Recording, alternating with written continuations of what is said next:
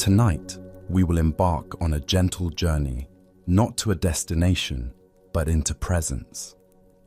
We will explore the timeless wisdom of the Buddha, teachings that have served as a refuge for restless minds for over 2,500 years.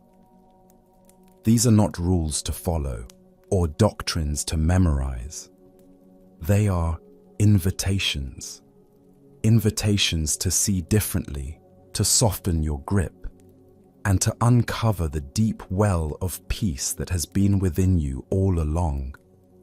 We will walk this path through ancient stories and simple, profound truths that speak not to the busy mind, but to the quiet, knowing heart. We will learn to see our thoughts not as masters, but as passing clouds, and our difficult emotions not as enemies, but as messengers inviting us toward healing. Welcome to Sleepy Monk. This is your sanctuary, a space to rest your mind and nourish your spirit. There is nothing you need to do, nothing to fix, and no one you need to become. Simply allow these words to wash over you. If this path of quiet reflection calls to something deep within you, I invite you to subscribe and return to this space whenever you need to remember the peace that is your birthright. For now, just breathe. Let us begin this journey together. Our journey into deep peace begins with a gentle, honest look at the nature of our own minds. It starts with one of the most foundational teachings of the Buddha, a truth that, once understood, unlocks the door to liberation.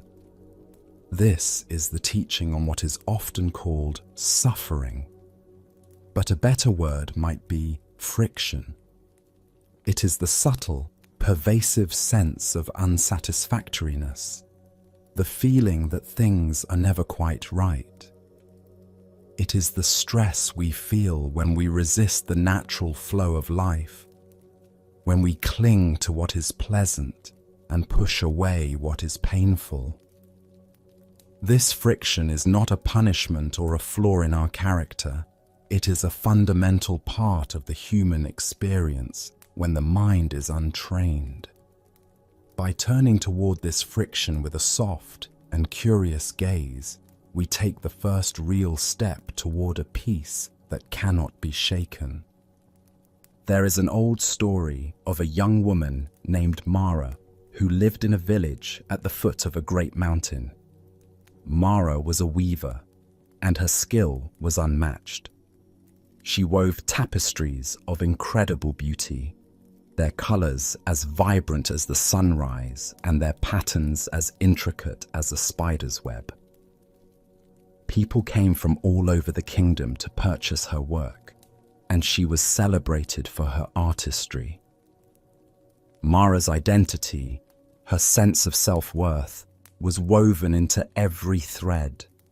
She believed, "I am a great weaver. This is who I am." For a time, this brought her great happiness, but with her success came a quiet fear. Each new tapestry had to be more beautiful than the last. She would lie awake at night, her mind racing with designs, worrying that her inspiration would one day vanish. The joy of creation slowly became tainted with the anxiety of expectation. One day, a royal messenger arrived with a commission from the king himself. He wanted a tapestry that captured the essence of the entire kingdom, its forests, its rivers, its people, its spirit. It was the greatest honor of her life, and it terrified her. She built a new, larger loom and bought the most expensive threads of silk and gold. For weeks, she tried to begin, but her hands would tremble. The immensity of the task paralyzed her. The fear of not being perfect, of not living up to her own reputation, was a cage she could not escape.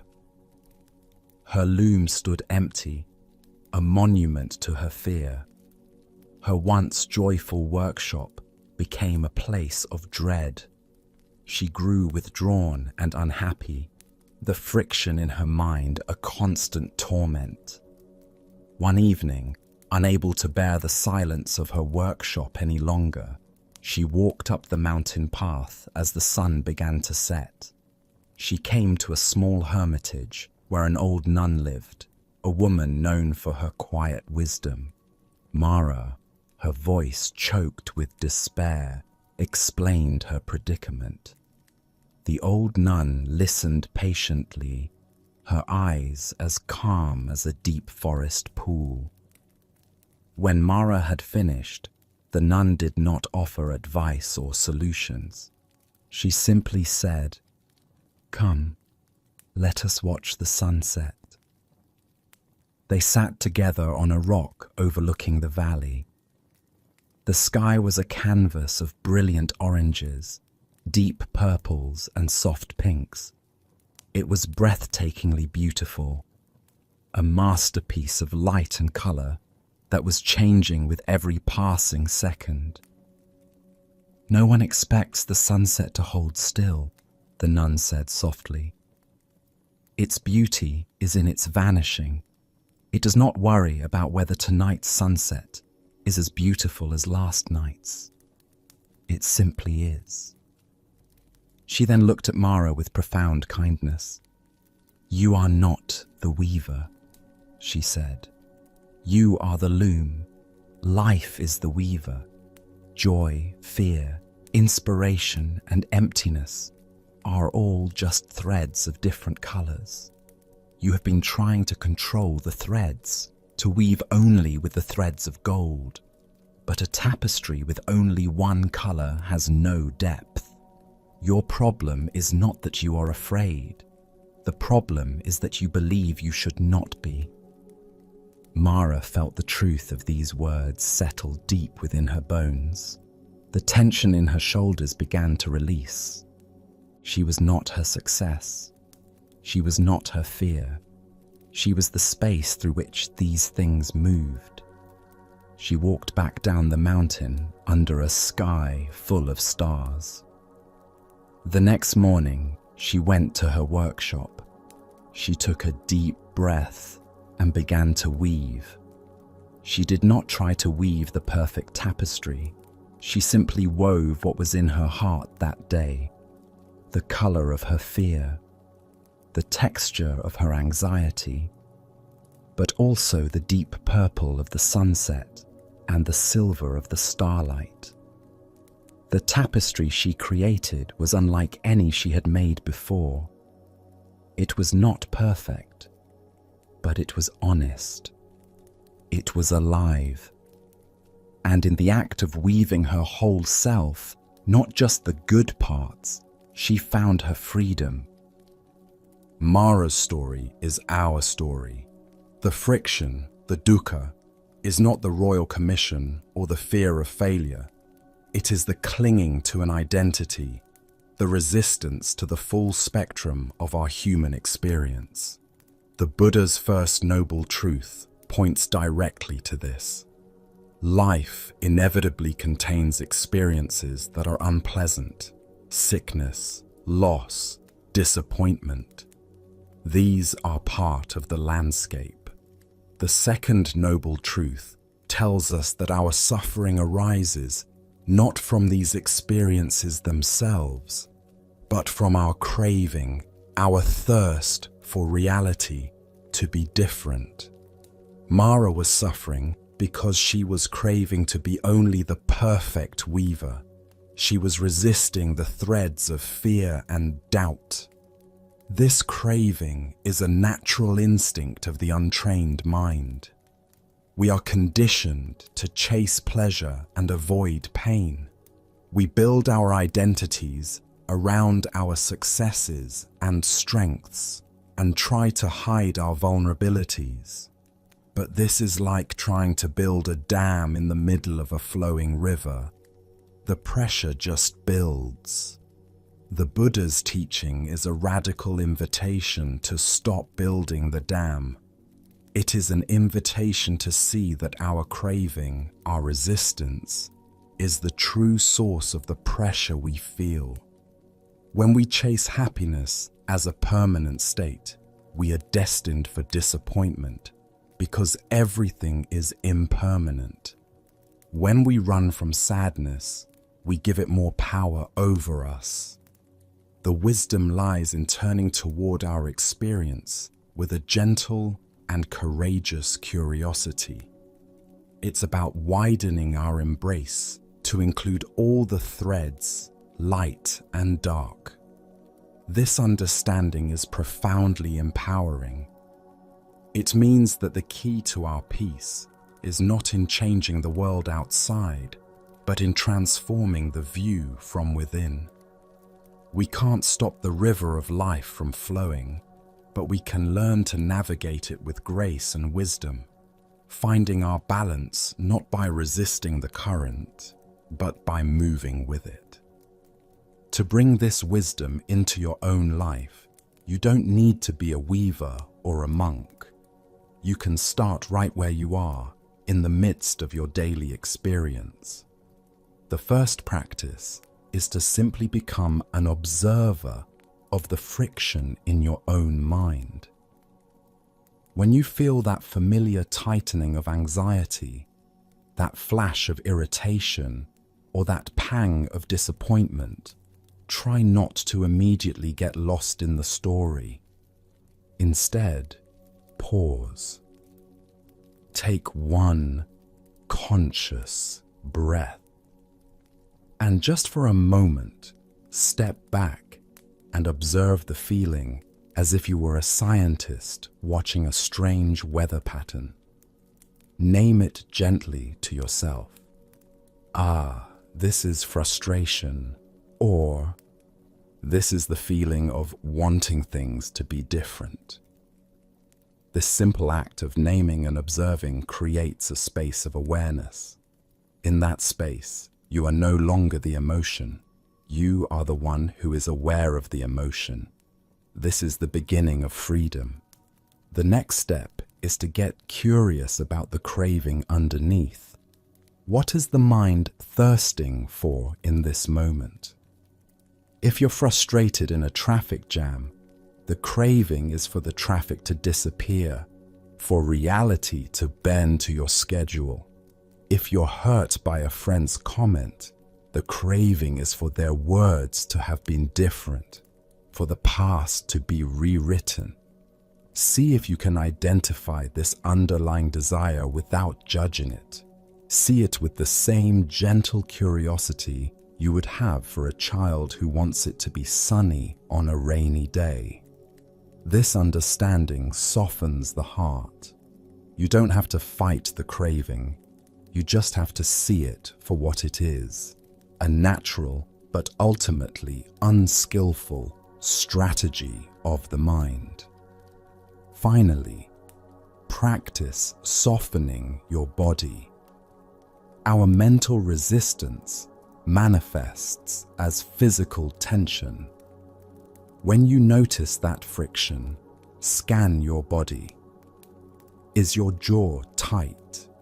Are your shoulders hunched? Is your stomach in a knot? Consciously invite these parts of your body to soften. You can't think your way out of resistance, but you can breathe your way through it. As you exhale, imagine the tension gently dissolving. This is not about forcing relaxation. It is a gentle allowing, a physical expression of letting go. By practicing in these small moments, you are retraining your mind. You are teaching it that it is safe to feel the full spectrum of life, that you don't need to resist reality to be at peace. You are learning to be the loom, allowing all the threads of life to be woven into the beautiful, imperfect, and ever-changing tapestry of your being. Let us pause here for a moment. Feel the gentle rhythm of your own breath, a quiet anchor in the flow of time. Allow your body to soften, releasing any tension you might be holding. Let the edges of your day melt into this quiet space of rest.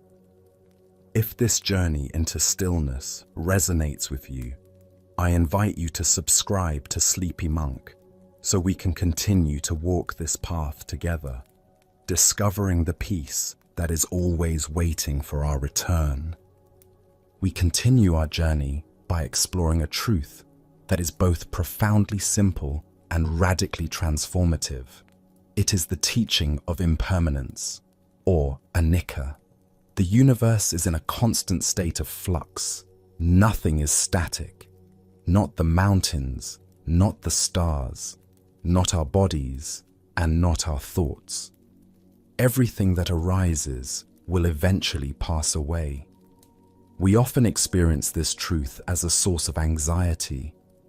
We fear loss, we grieve change, and we desperately try to hold on to moments of happiness as if they were solid objects. But the Buddha taught that our suffering comes not from the fact of change, but from our resistance to it. The teaching of impermanence is not a lament. It is a gateway to freedom. When we learn to stop fighting the flow of life and instead embrace its dynamic, ever-changing nature, we discover a joy that is deeper and more resilient than any fleeting pleasure. In a valley nestled between two great mountains, there lived a master potter. Her name was Isara, and her work was renowned throughout the land for its exquisite beauty and its near-perfect forms. Her bowls were so finely crafted that they seemed to hum with a life of their own. People would travel for days to acquire one of her pieces, believing that its perfection would bring a sense of order and peace to their homes. A young apprentice named Kyle came to study with her. Kyle was talented but impatient. He was obsessed with creating a perfect pot, one with no flaws, no imperfections, a masterpiece that would last forever. He would work for hours on a single vessel, his brow furrowed in concentration. But every time, just as he thought he had achieved perfection, he would find a tiny flaw, a slight asymmetry, a minuscule bubble in the glaze, a faint tremor from his own hand. In frustration, he would smash the pot and begin again, his workshop floor littered with the shards of his own high expectations. One afternoon, after a particularly frustrating day, Kael watched as Isara sat at her wheel. She worked with a joyful ease, her hands moving with the clay as if in a dance. She crafted a beautiful, elegant vase, but as she was lifting it from the wheel, her hand slipped, and a deep, jagged crack appeared down one side. Kael gasped, expecting her to be devastated, but Isara simply smiled. She took a small brush and, instead of discarding the vase, she began to paint a delicate golden lacquer along the line of the crack, transforming the floor into a shimmering vein of gold. She then placed the vase in a special part of her studio alongside dozens of other pieces, each with its own golden repair. This was the art of kintsugi, the art of embracing breakage and imperfection. You are trying to create a pot that denies its own nature, Isara said to Kael, her voice full of warmth. Clay is of the earth. It is fragile. It is meant to change, to crack, to one day return to dust. To fight this is to fight the clay itself. A pot's life is a journey of transformation. Its cracks tell the story of its journey, of the heat of the kiln, of the hands that held it, perhaps of a fall. They are not signs of failure. They are marks of a life lived. She gestured to the vase with the golden seam. This crack has not made the vase less beautiful. It has made it unique. It has told its story. True beauty, Kael, is not the absence of flaws. It is the loving embrace of them. Kael looked at his own pile of broken shards, the remnants of his quest for an impossible perfection. He had been trying to create something that stood outside of life, outside of time. Izara was showing him how to find beauty in the heart of life's fragility. He picked up 2 of his broken pieces and, for the first time, instead of seeing failure, he saw an opportunity. He began the slow, patient process of mending, not to hide the break, but to honor it. The story of Izara and the cracked pot is a profound metaphor for the teaching of impermanence. We are all like Kael, striving for a kind of perfection and permanence that life does not offer. We want our bodies to stay young and healthy, our relationships to remain in a state of perpetual harmony, and our moments of happiness to last forever. We treat life's cracks, our illnesses, our heartbreaks, our failures, as tragedies to be hidden or overcome. But the wisdom of Anika teaches us that these cracks are not mistakes. They are an inevitable and essential part of our journey. The Buddha's teaching on impermanence is a call to see life as it truly is, a continuous, dynamic flow. Everything we can perceive with our senses, from our own thoughts and emotions to the stars in the sky, is in a state of constant transformation. Trying to hold on to any of it is like trying to grasp a handful of water.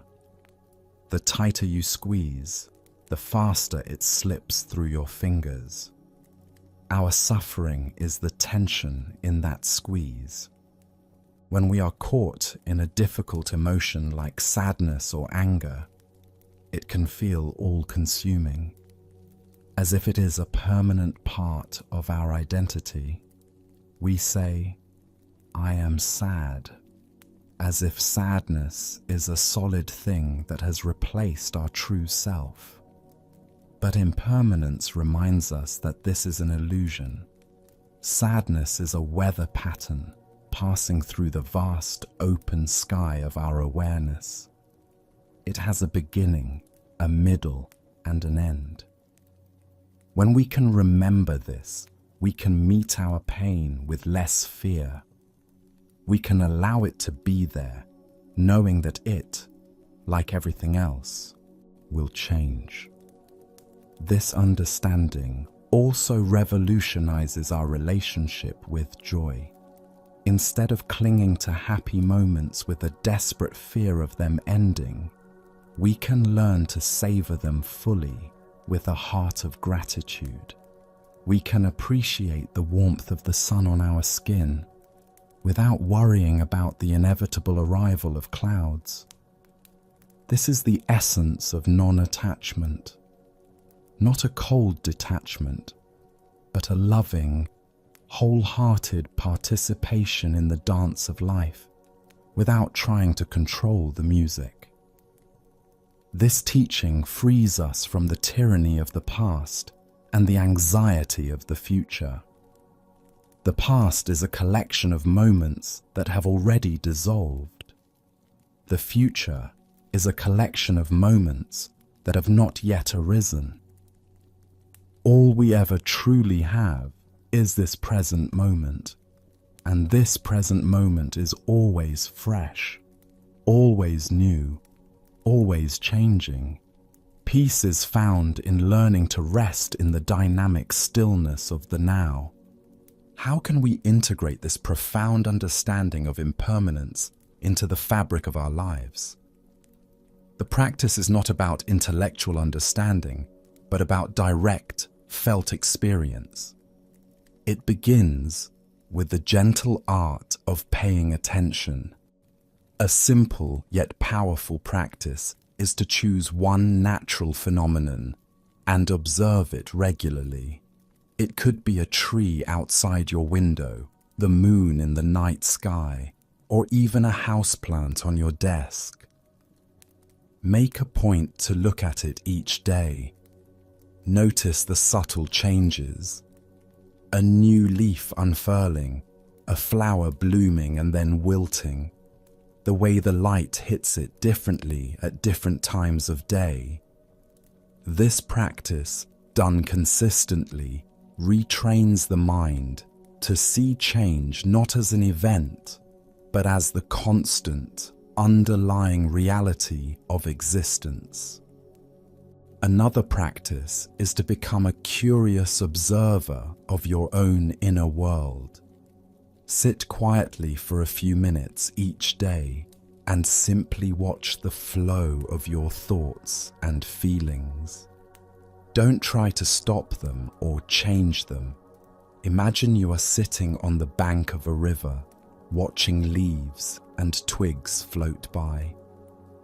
Some thoughts might be dark and heavy, others light and fleeting. Just watch them arise, linger for a moment, and then dissolve. Notice that you are not the thoughts, you are the awareness that is watching them. This practice cultivates a spaciousness within you, a quiet center that is untouched by the constant churn of the mind. You can also practice a letting go meditation. At the end of your day, find a comfortable position and mentally review the events of the day. As you bring each event to mind, a pleasant conversation, a moment of frustration, a task completed, consciously practice letting it go. You can visualize placing it on a leaf and watching it float away down a river, or you can simply say to yourself, "This moment is over. I release it." This is not about erasing your memories, but about loosening your grip on them. It is a way of acknowledging that the past is complete, freeing you to meet the present moment with openness and presence. Finally, bring this awareness into your interactions with others. When you are with a loved one, be fully present.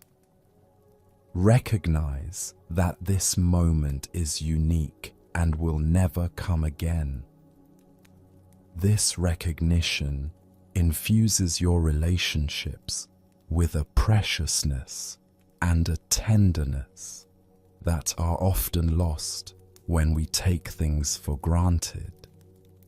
When you understand that everything and everyone is impermanent, you naturally begin to love more fully, to forgive more easily, and to appreciate the profound gift of sharing this fleeting journey with others. You learn to honor the cracks in yourself and in those you love as the beautiful golden seams that tell the story of a life fully lived. Let's pause here again just for a moment. Take a slow, deep breath. Let the air fill your lungs completely and then release it with a gentle sigh. Feel your body sinking a little deeper into the surface that supports it. Let go of the day. Let go of the need to be anywhere else. You are here in this quiet space, and that is enough. We now turn our attention inward to one of the most subtle and liberating teachings of the Buddha. It is the doctrine of anatta, or not self. This teaching can sound strange or even frightening at first, as it seems to challenge the very foundation of who we believe we are. We live our lives with a strong sense of I, or me at the center of our experience. An inner commander who is thinking our thoughts, feeling our emotions, and making our decisions. But the Buddha invited us to look for this solid, separate self, and to see if we can actually find it. The teaching of not-self is not a denial of your existence. It is an invitation to discover a far more spacious, interconnected, and joyful way of being, free from the heavy burden of a fixed identity. In a monastery known for its silent gardens, there lived a monk named Jin. He was plagued by a relentless inner critic. His mind was a constant stream of self-judgment. My meditation is not deep enough. I am not as compassionate as the other monks. I will never be enlightened. This sense of a flawed, inadequate self was a heavy cloak he wore day and night. He believed that this I was a solid, real entity that was failing at its spiritual task. One day, the abbot of the monastery, a wise old master, called Jin to his chambers. He didn't speak, but instead handed Jin a beautiful, ornate chariot, a small-scale model that was a masterpiece of craftsmanship. "Tell me, Jin," the abbot said, "what is this?" "It is a chariot, master," Jin replied. "Are you sure?" the abbot asked, his eyes twinkling. He then began to dismantle the model. He removed one of the wheels. "Is this wheel the chariot?" "No, master," Jin said. The abbot removed the other wheel, the axle, the frame, the decorative canopy.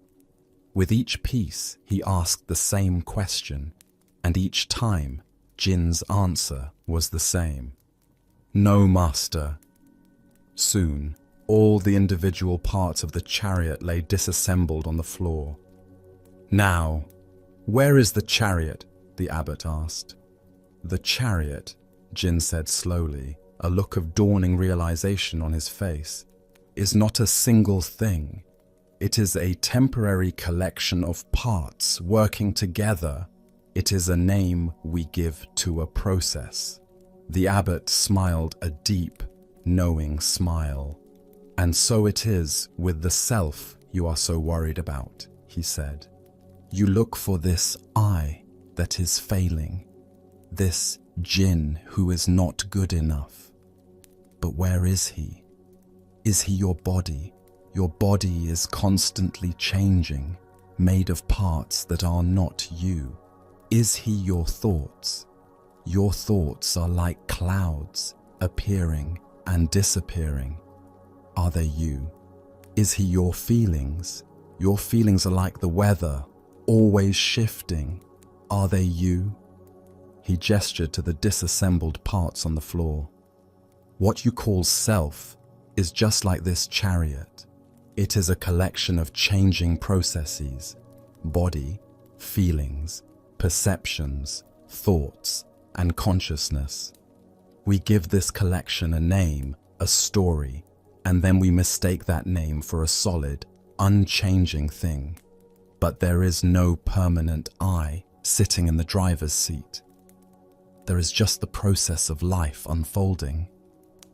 Jin sat in stunned silence.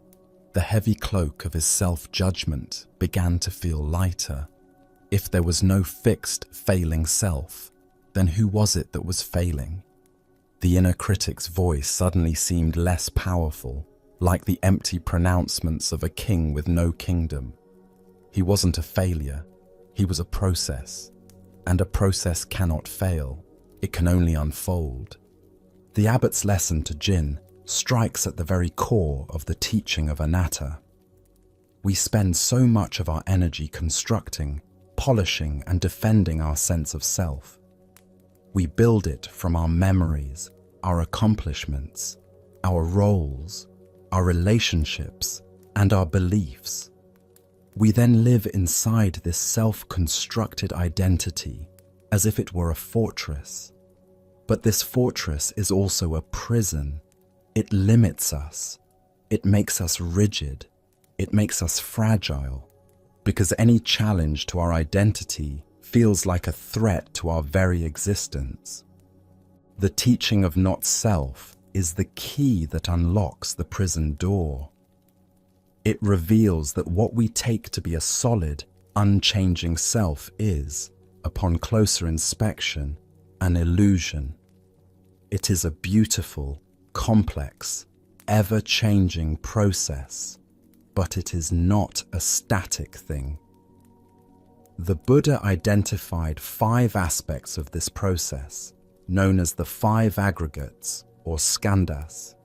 These are form, our physical body; sensations, our sensory experiences; perceptions, our mind's interpretation of those sensations; mental formations, our thoughts, emotions, and habits; and consciousness, the basic awareness of the other 4. He invited us to examine each of these aggregates and ask, is this permanent? Is this truly me? Can I control this completely? The answer to all 3 questions is no. Our bodies age and change. Our feelings are unpredictable. Our thoughts are a chaotic stream. There is no single, stable entity to be found. This realization is not a cause for nihilism or despair. It is profoundly liberating. If you are not a fixed identity, then you are not stuck. You are not defined by your past mistakes. You are not trapped in your current anxieties. You are a flowing river, not a stagnant pond. The anxious person you think you are is just a temporary pattern of thoughts and feelings. The person who failed is just a memory. These are not your permanent essence. This understanding also revolutionizes our relationships with others. When we stop clinging to a fixed idea of our own self, we naturally stop imposing fixed identities on others. We stop putting people in boxes. He is selfish. She is unreliable. We begin to see that everyone, just like us, is a complex, changing process shaped by countless conditions we cannot see. This insight is the fertile ground from which true compassion grows. We see the humanity in others more clearly, and our hearts naturally soften. How can we begin to experience this truth of not self directly? This is not a concept to be believed, but a reality to be investigated in the laboratory of our own experience. One of the most direct ways is through a practice called vipassana, or insight meditation. The essence of this practice is to observe the 5 aggregates in action. Find a comfortable place to sit, and for a few minutes, simply bring your awareness to your body. Notice the sensations of breath, the feeling of pressure where you are sitting, any areas of warmth or coolness. Just observe these sensations as changing physical phenomena without labeling them as my body. See them simply as form and sensation arising in awareness. Then turn your attention to your mind. Watch as thoughts appear. Don't engage with their content. Just notice them as mental events. A thought about the future arises. A memory from the past arises. An image appears. Label them gently. thinking, remembering, planning. Notice that they come and go on their own. They are not your thoughts in the sense of being commanded by a central I. They are simply mental formations. Do the same with feelings. When a feeling of peace or restlessness arises, note it. Peace is here. Restlessness is here. See it as a temporary weather pattern, not as my feeling. The goal of this practice is not to find something, but to notice the absence of something, the absence of a solid, independent self controlling the show.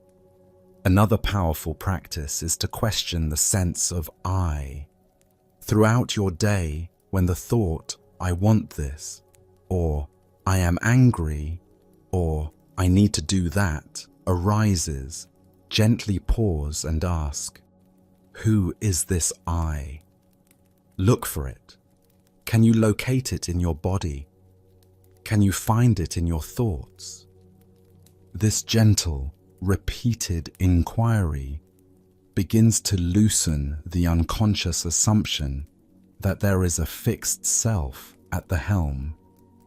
You begin to see that I is more of a convenient label, a pronoun we use to organize our experience, rather than a description of a real entity. Finally, practice seeing the interconnectedness of all things. When you eat a piece of fruit, reflect on all the conditions that brought it to you. The sun, the rain, the earth, the farmer who grew it, the person who transported it.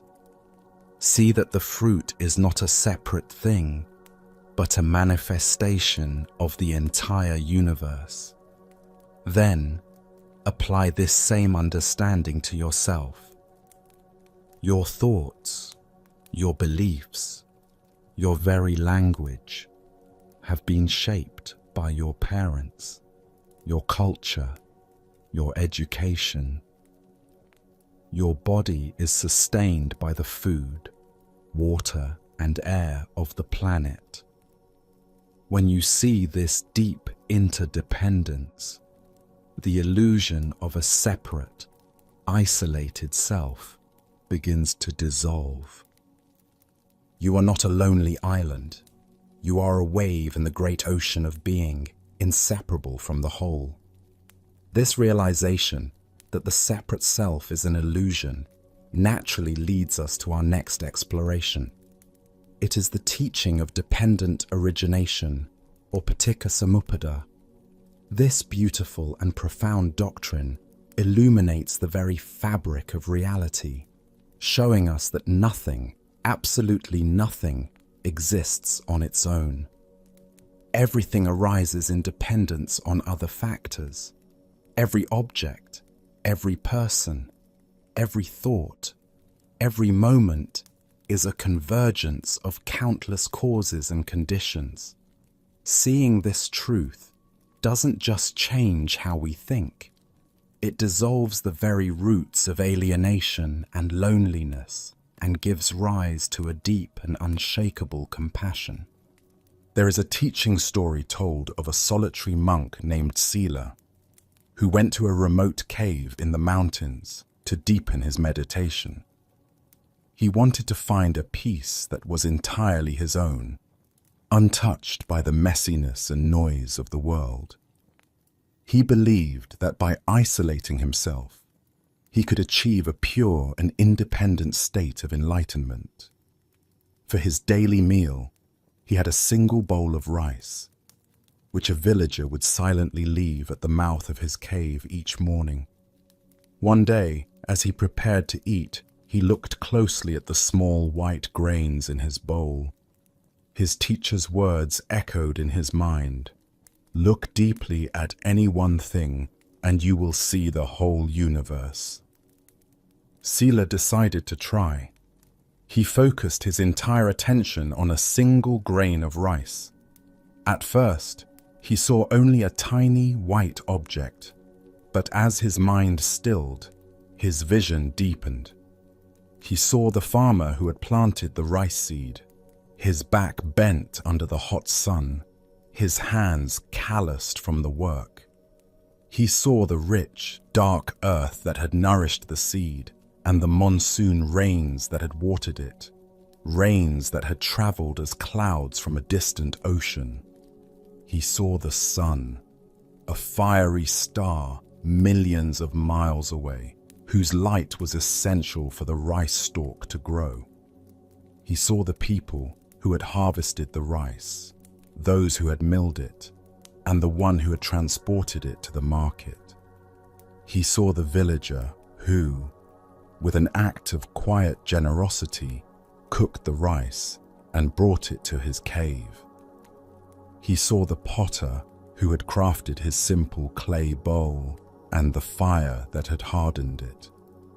He continued looking and saw that the farmer could not have worked without the food he ate, which was grown by other farmers. The rain could not have formed without the ocean, and the ocean could not exist without the rivers. Everything was connected. His simple bowl of rice contained the sun, the clouds, the earth, and the labor and kindness of countless people. It was a universe in miniature. In that moment, Sila's feeling of isolation shattered. His quest for a separate, independent peace suddenly seemed absurd. He realized that even here, in his remote cave, he was not alone. He was deeply, inextricably connected to everything and everyone. His nourishment, his body, his very breath were gifts from the world he had tried to leave behind. He bowed to the bowl of rice, not as a monk eating a meal, but as a man receiving the universe. His heart, once closed in a pursuit of solitary purity, broke open with a profound sense of gratitude and connection to all life. Sila's awakening in the cave is the direct experience of dependent origination. This teaching is often summarized in a simple phrase: when this is, that is. When this is not, that is not. When this arises, that arises. When this ceases, that ceases. It means that nothing has a fixed, independent existence. Everything is a temporary manifestation of an infinite web of causes and conditions. Just like Sila's grain of rice, you, in this very moment, are a convergence of the entire cosmos. The air you are breathing was once the breath of ancient trees. The water in your body was once part of a cloud, a river, an ocean. Your thoughts and language are shaped by generations of ancestors, writers, and thinkers you have never met. The illusion of being a separate self is one of the primary sources of our suffering. It leads to feelings of loneliness, competition, and fear. We feel that we are a fragile me against a vast and indifferent world. But dependent origination reveals this boundary to be a fiction of the mind. There is no me separate from the world. You are a manifestation of the world. This understanding is the foundation of true compassion. When you see this interconnectedness, you realize that the well-being of others is inseparable from your own. Their joy is your joy. Their suffering is your suffering. When someone acts out of anger or greed, you no longer see a bad person. Instead, you see a being who is caught in a web of painful causes and conditions. Perhaps a history of trauma, of misunderstanding, of fear. Your judgment softens into a wish for them to be free from that suffering. This does not mean you condone harmful actions. It means you act from a place of clarity and compassion, rather than from reactivity and hatred. You understand that hurting another is, in a very real sense, hurting yourself. This teaching also reveals the profound power of our own actions. Because everything is connected, every thought, word, and deed sends ripples out into the universe. A small act of kindness may seem insignificant, but its effects can travel through the web in ways we will never know, touching countless lives.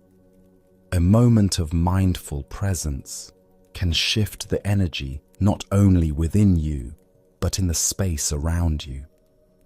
We are not just passive products of conditions. We are active co-creators of the world in every moment. To bring this deep wisdom of interconnectedness into your heart, you can practice what the monk Sila did, the art of deep looking. This isn't a formal meditation, but a way of engaging with the world with new eyes. Begin with your food. Before you take your next meal, pause for just a moment. Look at the food on your plate and contemplate its journey to you. Think of the earth, the sun, the rain, the hands that planted, harvested, transported, and prepared it. Silently, offer a thought of gratitude for all these interconnected elements that are now offering you nourishment. This simple practice, done regularly, transforms the act of eating from a mechanical habit into a sacred communion with life. Extend this practice to the objects around you. Look at the chair you are sitting on or the clothes you are wearing. Contemplate the tree that became the wood, the cotton that became the thread. Think of the designers, the factory workers, the truck drivers. See how this simple object is a meeting point for a global network of energy and effort. This practice dissolves the mundane and reveals the miraculous in the ordinary. The most challenging and rewarding practice is to apply this deep looking to people, especially those you find difficult. When you are feeling frustrated or angry with someone, pause. Instead of focusing on their irritating behavior, try to contemplate the unseen conditions that might have shaped them. What might their childhood have been like? What fears or insecurities might be driving their actions? What pressures are they under that you cannot see? This is not about excusing their behavior, but about seeing their humanity more fully. It is an act of compassion that creates a space for you to respond with wisdom instead of reacting with anger. Finally, practice noticing the co-arising in your own experience. Notice how a certain thought can trigger a physical sensation. Notice how a lack of sleep affects your mood. Notice how a kind word can change the entire chemistry of your body. See that your inner world is also a web of dependent origination. By observing these connections without judgment, you gain a profound understanding of how to skillfully cultivate the causes and conditions for your own peace and well-being. Let us pause now, taking a moment to feel the truth of this connection. Feel the air entering your lungs, a gift from the vast atmosphere. Feel the ground supporting you, a gift from the ancient earth. You are held. You are part of this magnificent web. If this sense of belonging brings peace to your heart, I invite you to subscribe to Sleepy Monk. let us continue to explore these quiet truths together. Having seen that we are not separate, but part of a vast, interconnected flow, we now arrive at a very practical question. How do we navigate this flow? The Buddha's answer is beautifully elegant. We walk the middle way. This is not a path of compromise or mediocrity. It is a dynamic, intelligent path of balance that avoids the two extremes that cause so much suffering, the extreme of sensual indulgence and the extreme of harsh self-mortification. It is the path between grasping and aversion, between being too tight and being too loose. The middle way is the art of living with wisdom and grace, finding a sacred center in all aspects of our lives. The story of the middle way is the story of the Buddha's own life. Before his enlightenment, he lived as Prince Siddhartha, surrounded by every imaginable luxury. He had beautiful palaces, fine clothes, delicious food, and was shielded from all sights of suffering. He lived in the extreme of sensual indulgence, chasing happiness through pleasure. Yet, despite having everything, he felt a deep spiritual emptiness. He realized that this kind of happiness was fragile, dependent on external conditions, and could never lead to lasting peace. So he left the palace and swung to the opposite extreme. He became a wandering ascetic, practicing severe self-denial.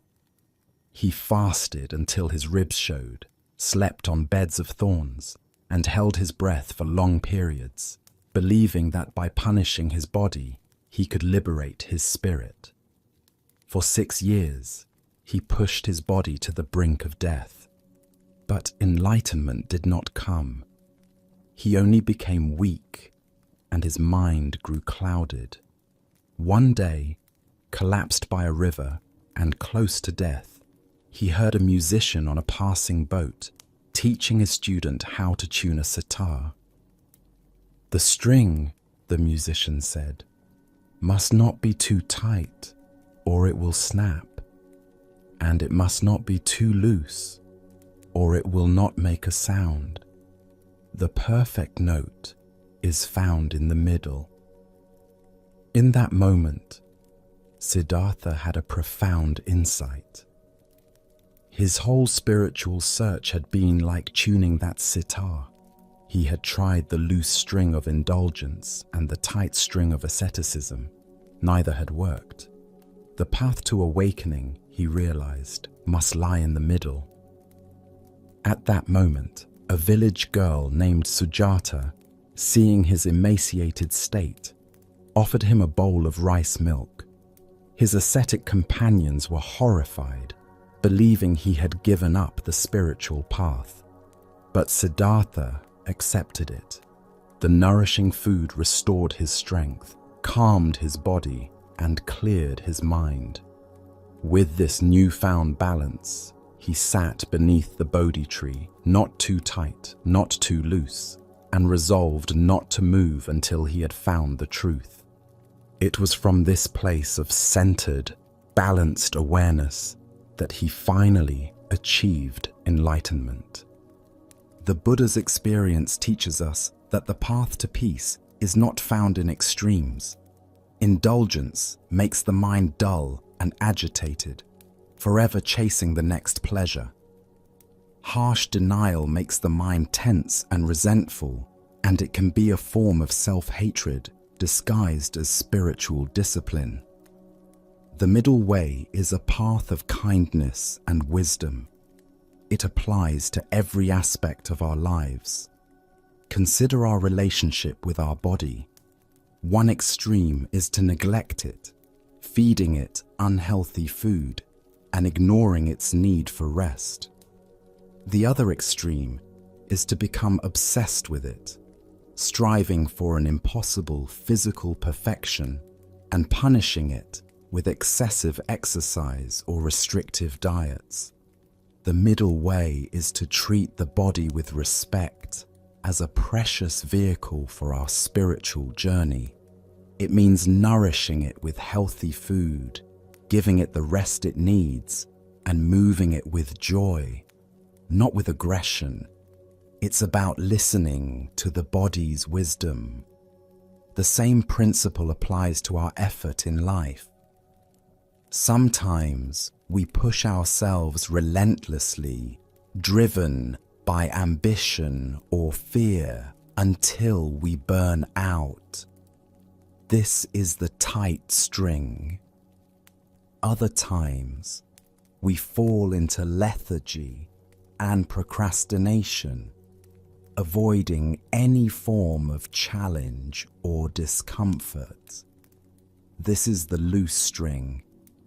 The middle way is about cultivating right effort, a balanced, sustainable energy. It's knowing when to strive and when to soften. It's working with diligence, but without frantic tension, and resting with intention, but without guilt. This balance is not a fixed point. It is a dynamic dance we learn to feel from moment to moment.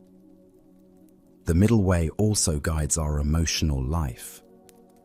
We can swing between the extreme of emotional suppression, where we deny or numb our feelings, and the extreme of emotional indulgence, where we are completely swept away by every mood. The middle path is mindfulness. It is the capacity to be with our feelings, our joy, our sadness, our anger, without either pushing them away or being consumed by them. We acknowledge the feeling, we allow it to be there, and we watch it with a calm and spacious awareness, just as we would watch the weather change in the sky. This is the art of being neither too tight nor too loose with our own hearts. To walk the middle way is to become a master of the art of living.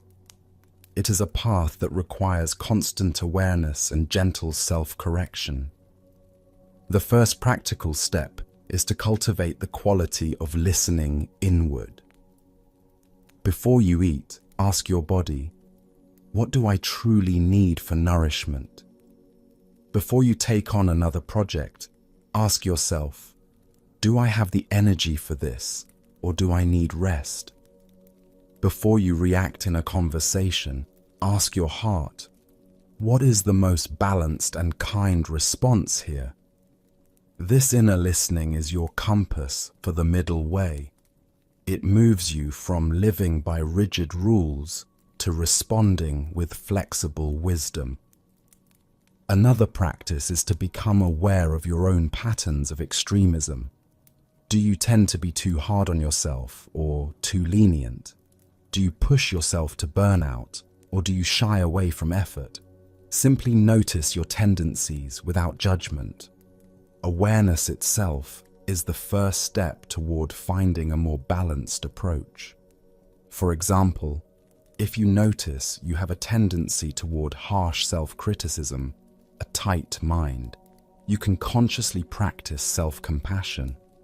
When the inner critic arises, you can soften and say to yourself, "It's okay, I am doing my best." If you notice a tendency toward procrastination, a loose mind, you can practice taking one small, gentle step toward your goal, breaking down the task to make it less overwhelming. Practice with your spiritual life as well. There may be days when meditation feels easy and blissful. There will be other days when your mind is restless and you can barely sit for a minute.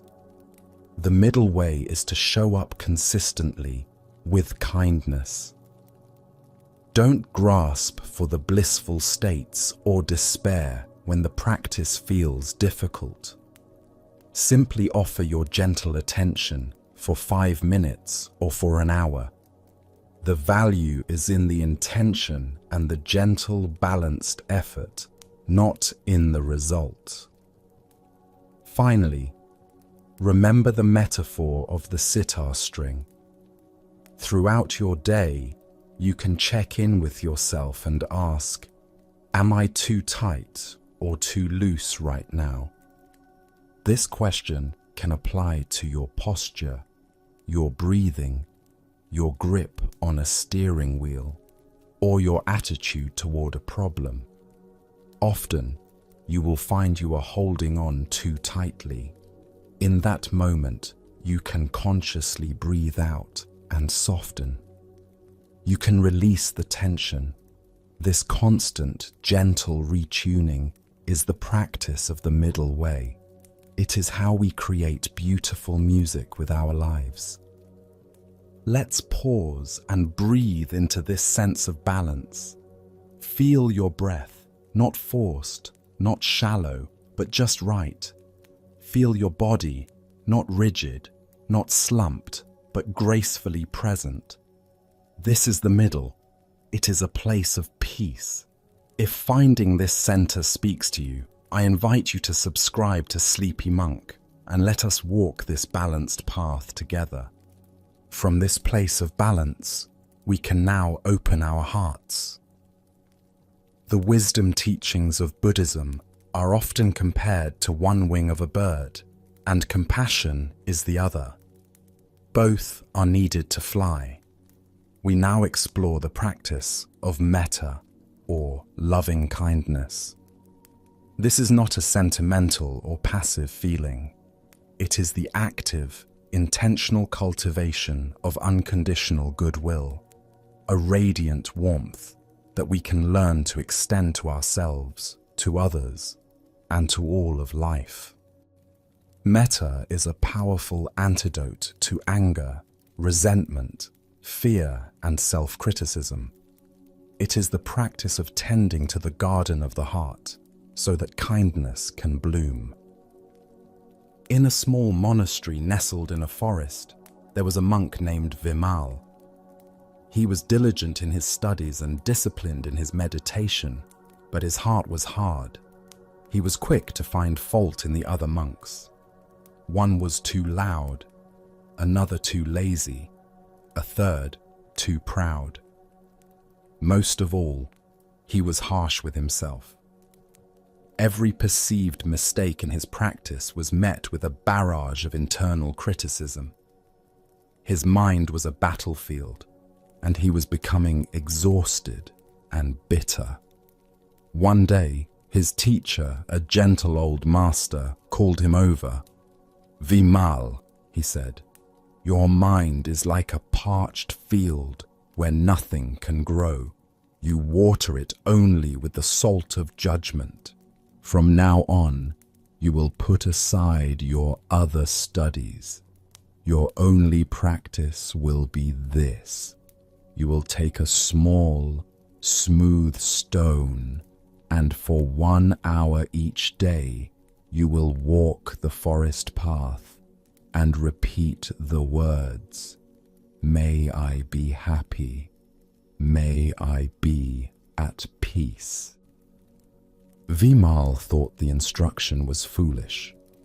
"How will repeating empty words help me?" he protested. "I need more discipline, not less." "The hardness in your heart is your greatest indiscipline," the master replied softly. "Just do as I say."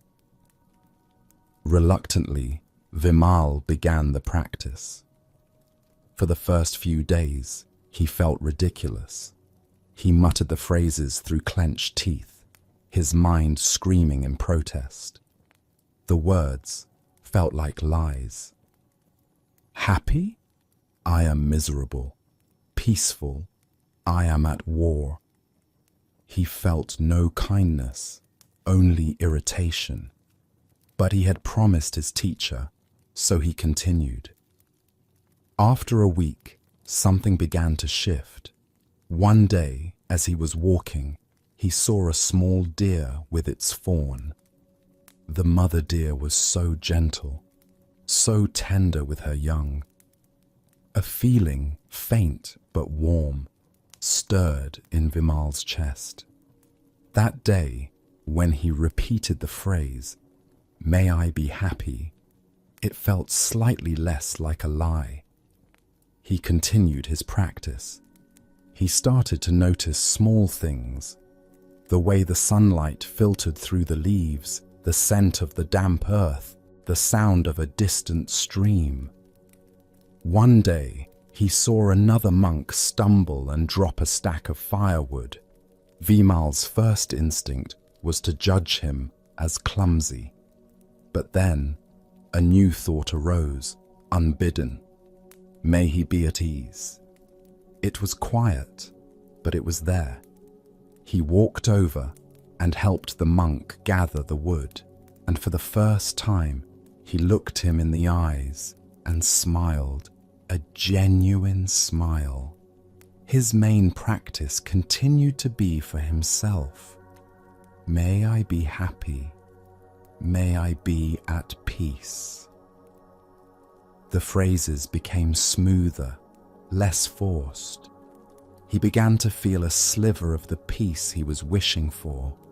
He realized that for years, he had been treating himself like an enemy. This practice was the first time he had ever actively offered himself kindness. The hardness in his heart, like a frozen river in spring, began to thaw. One day, the master saw him sitting by the stream, no longer holding the stone, simply watching the water flow. Vimal's face was soft, his eyes clear. The field is no longer parched, is it? The master asked. Vimal bowed, his heart full of a quiet, warm gratitude. No, master, he said. The rain has finally come. Vimal's story illustrates the transformative power of metta practice. It is a form of mental training that rewires our habitual responses of anger, judgment, and fear. The Buddha taught that just as a farmer cultivates the earth to grow crops, we can cultivate our hearts to grow the wholesome states of love, compassion, joy, and equanimity. Loving kindness is the foundational practice. It is the sincere wish for the well-being of a being without any expectation of getting something in return. It is a love that is unconditional and boundless. Crucially, the practice traditionally begins with oneself. This is not a selfish act. We cannot offer to others what we do not have for ourselves. Many of us find it easiest to feel kindness for others, but we live with a harsh inner critic who berates us for our perceived flaws. Directing loving kindness toward ourselves is often the most difficult and therefore the most essential step. It is a radical act of self-acceptance and self-compassion.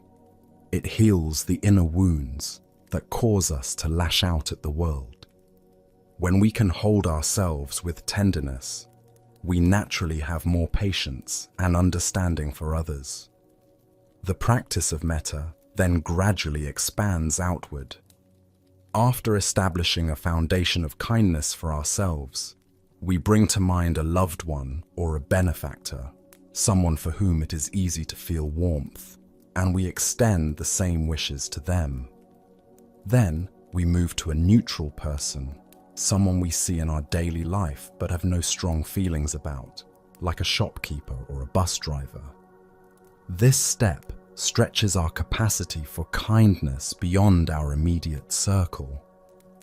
The most challenging step is to then extend loving kindness to a difficult person, someone with whom we have conflict or for whom we feel resentment. This is not about condoning their actions or forcing ourselves to like them. It is a profound practice of letting go of the poison of our own anger for our own sake. It is recognizing their humanity and wishing for them to be free from the suffering that causes them to act in harmful ways. Finally, the practice expands to include all beings, everywhere, without exception. This vast, boundless intention helps to dissolve the final barriers of us and them, connecting us to the entire web of life with a heart of universal love. Metta is not just a meditation, it is a way of life. It changes how we speak, how we listen, and how we act in the world. To begin cultivating loving kindness, you don't need a special stone or a forest path. You only need a quiet moment and a willing heart. Find a comfortable position where you can be undisturbed for a few minutes. You can close your eyes if that feels comfortable. First, bring your awareness to your own being. Perhaps place a hand gently on your heart as a gesture of warmth and tenderness toward yourself. Then, silently and slowly, begin to repeat a few phrases of loving kindness. The traditional phrases are, "May I be safe," "May I be happy," "May I be healthy," "May I live with ease." Repeat these phrases gently, like a soft inner lullaby. Don't worry if you don't feel a big wave of emotion. The purpose is not to force a feeling, but to plant a seed. The intention is what matters. If your mind wanders, gently guide it back. If feelings of unworthiness or resistance arise, just notice them with kindness. You can even say to that feeling, "May you also be at peace." Simply continue offering these wishes to yourself for a few minutes. After you have spent some time with yourself, bring to mind a good friend or someone who has been kind to you. Picture them in your mind's eye. Get a sense of their presence. Then, shift the phrases to them. May you be safe. May you be happy. May you be healthy. May you live with ease. Feel the natural warmth you have for this person and let it flow with the words. You can carry this practice into your daily life. When you are standing in line at a store, you can silently offer metta to the person in front of you. When you hear an ambulance siren, you can send wishes of safety and healing to those involved. When you read difficult news, you can extend wishes of peace to all those affected. This is a way of transforming moments of passive observation into active compassion. Be patient with this practice. It is like learning to play an instrument. It takes time and gentle, consistent effort. Some days, the heart will feel open and warm. Other days, it may feel closed and resistant. That's okay. Just show up.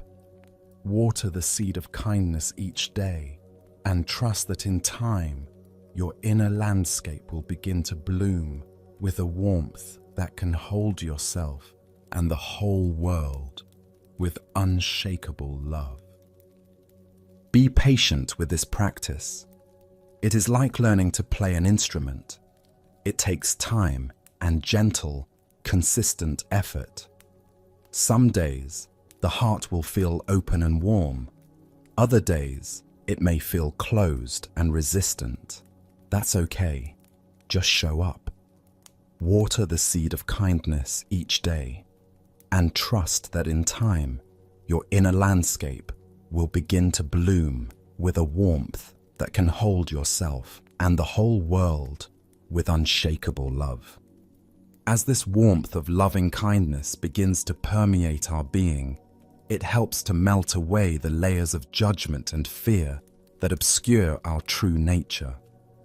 This leads us to one of the most beautiful and encouraging teachings in the Buddhist tradition. The idea that our fundamental awareness is inherently pure, luminous, and clear.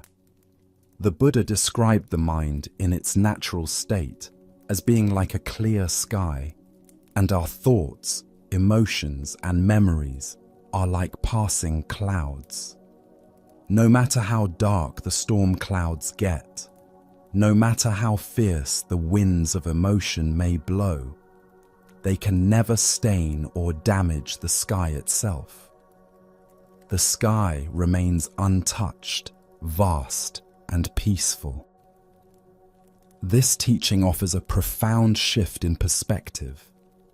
It invites us not to a struggle to create peace, but to the gentle work of uncovering the peace that is already here, waiting patiently beneath the turbulence of our minds. There is a beloved story from the East about a poor traveler who, weary from a long journey, fell asleep on the roadside. He was a man defined by his poverty. His coat was a patchwork of rags, thin and offering little protection from the cold.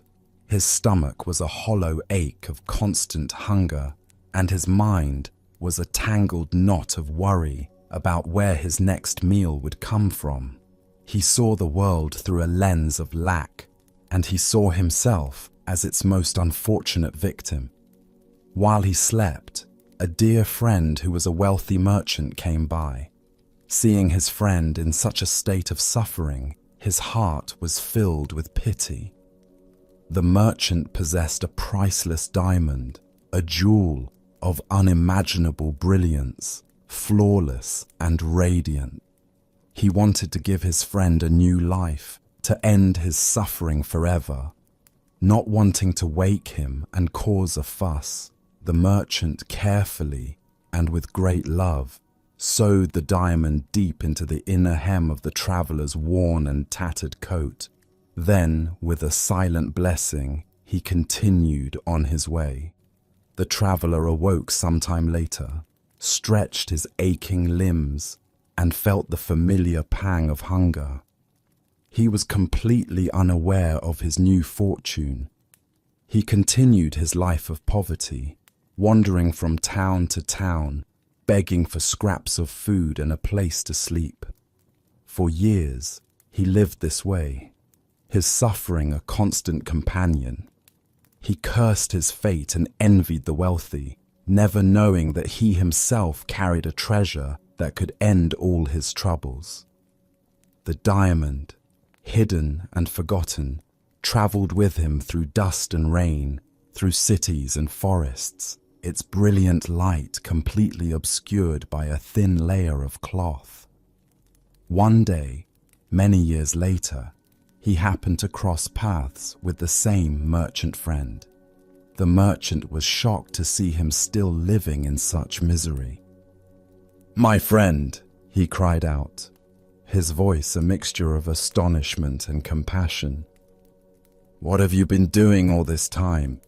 Why are you still living like this? I gave you a priceless jewel years ago. It should have been more than enough to provide for you for the rest of your life." The traveler looked at him, bewildered.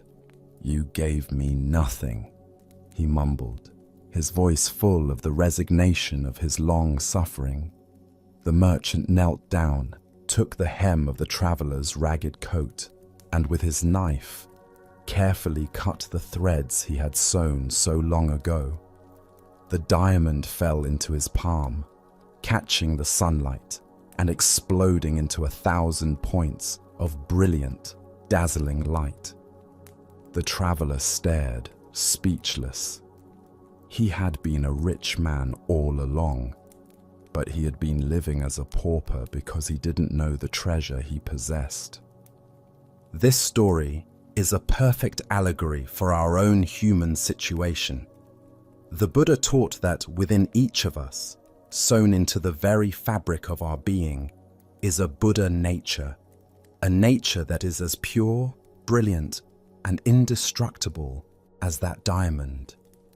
It is our innate capacity for wisdom, for boundless compassion, for unshakable peace. This core of our being cannot be damaged by our trauma. It cannot be stained by our mistakes, and it cannot be diminished by our confusion. It is always there, whole and complete. The problem is that, like the traveler, we don't know it.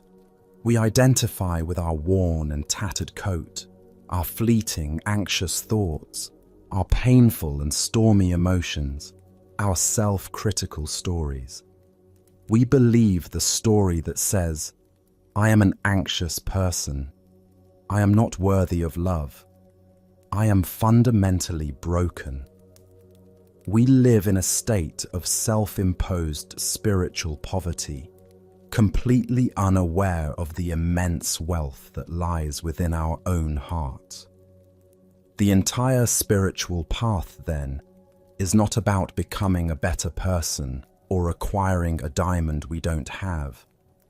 It is the process of realizing the diamond is already ours.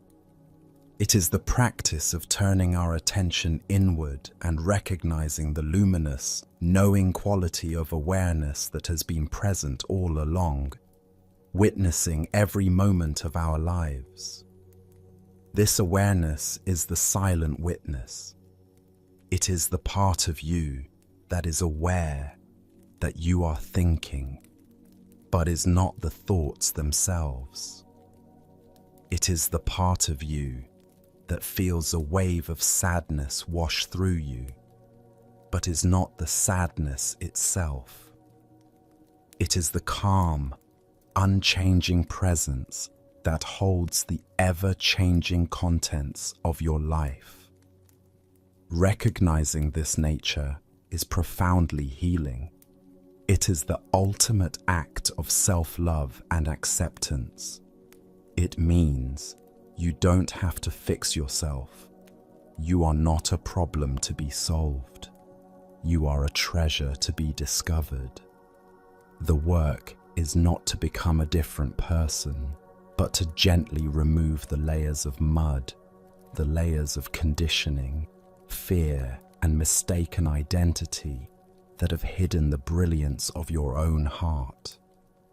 This is a deeply optimistic view of humanity. It suggests that our obscurations, what Buddhists call the kleshas, greed, hatred, and delusion, are like clouds, not a fundamental part of the sky. They are temporary and can be dispelled. Our true nature is the clear, open sky. To experience this luminous nature for yourself is to shift from a life of frantic doing to a life of restful being. The practice is subtle, requiring less effort and more trust. It is the art of recognizing the sky behind the clouds. One of the most direct ways to practice this is to pay attention to the spaces between things. Sit quietly and bring your attention to your breath, but instead of just focusing on the in-breath and the out-breath, become particularly interested in the brief pause that happens at the end of the exhalation before the next inhalation naturally begins. In that tiny, empty gap, there is a moment of pure stillness. There is no thought, no effort, just quiet, alert presence. Try to rest your attention in that stillness, even for a second. It is a doorway, a glimpse into the quiet, spacious nature of your own mind. You can also practice listening to the silence. Find a quiet place and simply listen. At first, you will hear external sounds, a distant car, the hum of a refrigerator, the chirping of a bird. These are the foreground sounds. But can you listen underneath them? Can you become aware of the vast field of silence that is holding all of them? That silence is not an empty void. It is a vibrant, full presence. It is the canvas upon which all sounds are painted. Your awareness is like that silence. It holds all the noise of your mind without being disturbed or defined by it. Try to rest as that silent, listening presence. Another powerful practice is to gently ask yourself throughout the day, who is aware? Or what is aware right now? When you're seeing a tree, hearing a sound, or thinking a thought, you can gently turn the question back on itself. What is this knowing quality? What is the awareness that is experiencing this? Don't look for an answer in words or concepts. The mind will want to say, I am aware. But then you can ask, and who is aware of that thought? Instead, try to feel into the direct experience of awareness itself. It has no color, no shape, no location, but it is undeniably present. It is the light by which you experience your entire life. By repeatedly turning your attention to this inner light, you begin to identify with it more than with the fleeting objects it illuminates. Finally, practice trusting this underlying goodness, especially when you feel at your worst. When you make a mistake or feel overwhelmed by a difficult emotion, instead of falling into the familiar pit of self-criticism, gently remind yourself of the diamond in your coat. You can place a hand on your heart and say to yourself, beneath this confusion, my nature is pure. Beneath this sadness, my heart is whole. This is not a form of positive thinking or denial. It is a profound act of trust in your own deepest nature.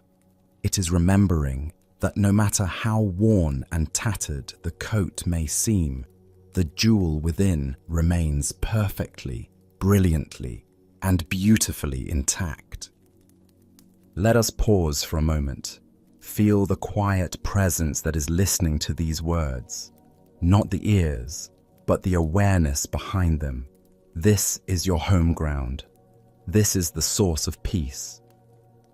If resting in this quiet space feels like coming home, I invite you to subscribe to Sleepy Monk. Let us continue to rediscover this inner treasure together, to uncover the luminous mind that lies within. To find the diamond in the coat, we need a clear and steady tool. That tool is mindfulness. While we have touched upon mindfulness throughout our journey, it is so central to the path that it deserves its own deep exploration. Mindfulness, or sati, is the art of paying attention to the present moment, intentionally and without judgment. It is the simple yet profound practice of waking up from the dream of our compulsive thinking and arriving fully in our lives as they are unfolding, right here, right now. It is often paired with its indispensable partner, concentration, or samadhi, which is the ability to keep our attention stable and collected once we have placed it. Together, mindfulness and concentration are the two wings of a bird, allowing us to soar into the clear sky of our own awareness. Imagine a skilled archer preparing to shoot an arrow at a distant target. The crowd around her is murmuring, the wind is blowing, and the memory of a previous miss tugs at the edge of her mind. Yet, to succeed, she must bring her entire being into this singular, present moment. Her breath must be deep and steady, her body relaxed yet firm, her gaze soft yet unwavering. If her mind drifts to the past, to the memory of that miss, a subtle tension will enter her arm, and the arrow will fly untrue. If she becomes anxious about the future, about the glory of hitting the target or the shame of failing, her focus will blur and her aim will be off. Her power, her skill, her very artistry comes from her ability to gather all of her scattered energy, all the distractions, all the hopes, all the fears, and channel it into a single point of profound, unshakable presence. In the moment of release, there is no archer, no target, no past, no future. There is only the flight of the arrow. That state of collected, mindful awareness is precisely what we are cultivating in Buddhist practice. Most of the time, our minds are the opposite of that archer. Our mental energy is scattered in 1,000 directions. We are driving our car while replaying an argument from yesterday. We are eating our lunch while composing an email for tomorrow. We're in conversation with a loved one, nodding and smiling, while our mind is 1,000,000 miles away, lost in a labyrinth of worry. We are rarely ever fully where we are. This state of distraction is a form of psychic sleepwalking. We are not truly living our lives. We are living in a mental simulation of them. This is a primary source of our suffering. It robs us of the richness and beauty of the present moment, and it fuels our anxiety, as our minds are constantly churning through problems that are either long over or haven't even happened yet. Mindfulness is the gentle but firm practice of waking up from this dream. It is the act of bringing our attention back from the scattered worlds of past and future and anchoring it in the direct, tangible reality of the now. The practice of mindfulness is the heart of Buddhist meditation. It is the training that allows us to see the workings of our own mind with compassionate clarity, rather than being helplessly tossed about by them. When you are mindful, you begin to see your thoughts as just thoughts, passing mental events, like clouds in the sky, not as absolute truths or direct commands. You can observe a thought of anger arise, and instead of immediately identifying with it and acting on it, you can simply note, anger is here. This creates a crucial gap of awareness, a sacred pause. In that space, there is freedom. In that space, you can choose to respond with wisdom and kindness rather than react with blind habit. This is how we begin to untangle ourselves from our most destructive patterns. Mindfulness is also profoundly kind. The instruction is to pay attention without judgment. This is so important. We are often our own harshest critics. When we try to meditate, our minds might say, "You're doing this wrong. You can't even sit still for a minute. You're a failure at this." A mindful response is to see that thought of self-criticism and to meet it with gentleness, not with another layer of judgment. You simply note, judging is here, and then, with the kindness you would show a lost puppy, you gently guide your attention back to your breath. Every time you do this, you are performing an act of profound self-compassion. As mindfulness strengthens, so does concentration, samadhi. A mindful mind is a collected mind. Just as the archer gathers all her energy into one point, the meditator learns to gather their attention onto a single object, most commonly the breath. As the attention becomes more stable, the monkey mind begins to calm down. It's like letting a jar of muddy water sit undisturbed. The mud of our restless thoughts and agitating emotions gradually settles, and the water of the mind becomes transparent and still. In this state of clear, concentrated awareness, deep insights can arise spontaneously. We begin to see the truth of impermanence, not self, and interconnectedness, not as philosophical ideas, but as visceral, lived realities. This is why mindfulness and concentration are said to be the path to wisdom. They are not just relaxation techniques, they are the master tools we use to explore and ultimately liberate our own minds. The foundational practice for developing mindfulness and concentration is the mindfulness of breathing, or anapanasati. You can practice this anywhere, but it is helpful, especially in the beginning, to find a quiet place where you can sit for a few minutes without being disturbed. Find a posture that embodies dignity and ease.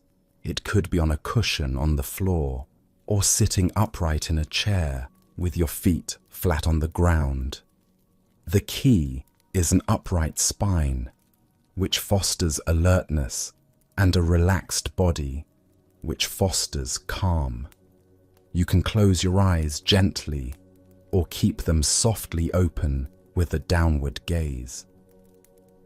Begin by taking 3 slow, deep breaths, and with each exhalation, consciously release any obvious physical or mental tension. Then, let your breath return to its natural rhythm. Don't try to control it or change it in any way. Just let the body breathe itself. Now, choose a spot to anchor your attention. A common spot is the tip of the nostrils, where you can feel the subtle sensations of the cool air entering and the slightly warmer air leaving. Another good spot is the abdomen, feeling the gentle rise on the in-breath and the gentle fall on the out-breath. Choose one of these spots and simply rest your attention there. Feel the raw sensation of the breath, moment by moment. Your mind will inevitably wander. It will drift into planning, remembering, worrying, or fantasizing. This is not a mistake or a failure. It is simply the nature of the untrained mind. The moment you notice that your mind has wandered is a moment of success. It is a moment of mindfulness. Gently and kindly, without any self-criticism, acknowledge where your mind went. Thinking or worrying. And then, like a loving parent guiding a child back home, gently escort your attention back to the sensations of the breath. This act of noticing the distraction and gently returning is the core muscle-building exercise of the practice. Every time you bring your mind back, you are strengthening your capacity for both mindfulness and concentration. That's the whole practice, simple but not always easy. The key is the quality of your attitude, one that is gentle, patient, and infinitely kind to yourself. You can also bring mindfulness into your daily activities. This is the practice of informal mindfulness. When you are washing the dishes, try to just wash the dishes. Feel the warmth of the water on your hands. See the iridescent shimmer of the soap bubbles. Hear the sound of the plates. When you are walking from your car to your office, feel the sensation of your feet making contact with the ground. Notice the movement of your body through space. When you are listening to a loved one, give them the precious gift of your full attention. Listen not just to their words, but to the feelings and needs behind their words. Let go of rehearsing your reply and simply be present for them. These moments of informal practice are just as important as formal sitting meditation. They are how we weave presence into the fabric of our entire life, transforming the mundane into the sacred. Let us pause for a moment. Bring your awareness to your own breath right now. Feel one full inhalation and one full exhalation. You are here. You are present. This moment is a gift. If this simple act of returning to presence feels good to you, I invite you to subscribe to Sleepy Monk. Let us continue to practice this gentle art of waking up together.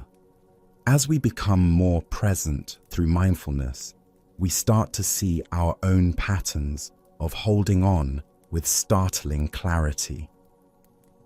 We see how we cling to ideas, to expectations, to identities, to pleasure, and sometimes even to our own pain. This brings us to a pivotal practice on the path to peace, the wisdom of letting go. In Buddhism, this is often associated with the concept of nekkhamma, which can be translated as renunciation, or more helpfully as non-attachment. This doesn't mean we must adopt a cold, joyless asceticism, giving up all our possessions and relationships.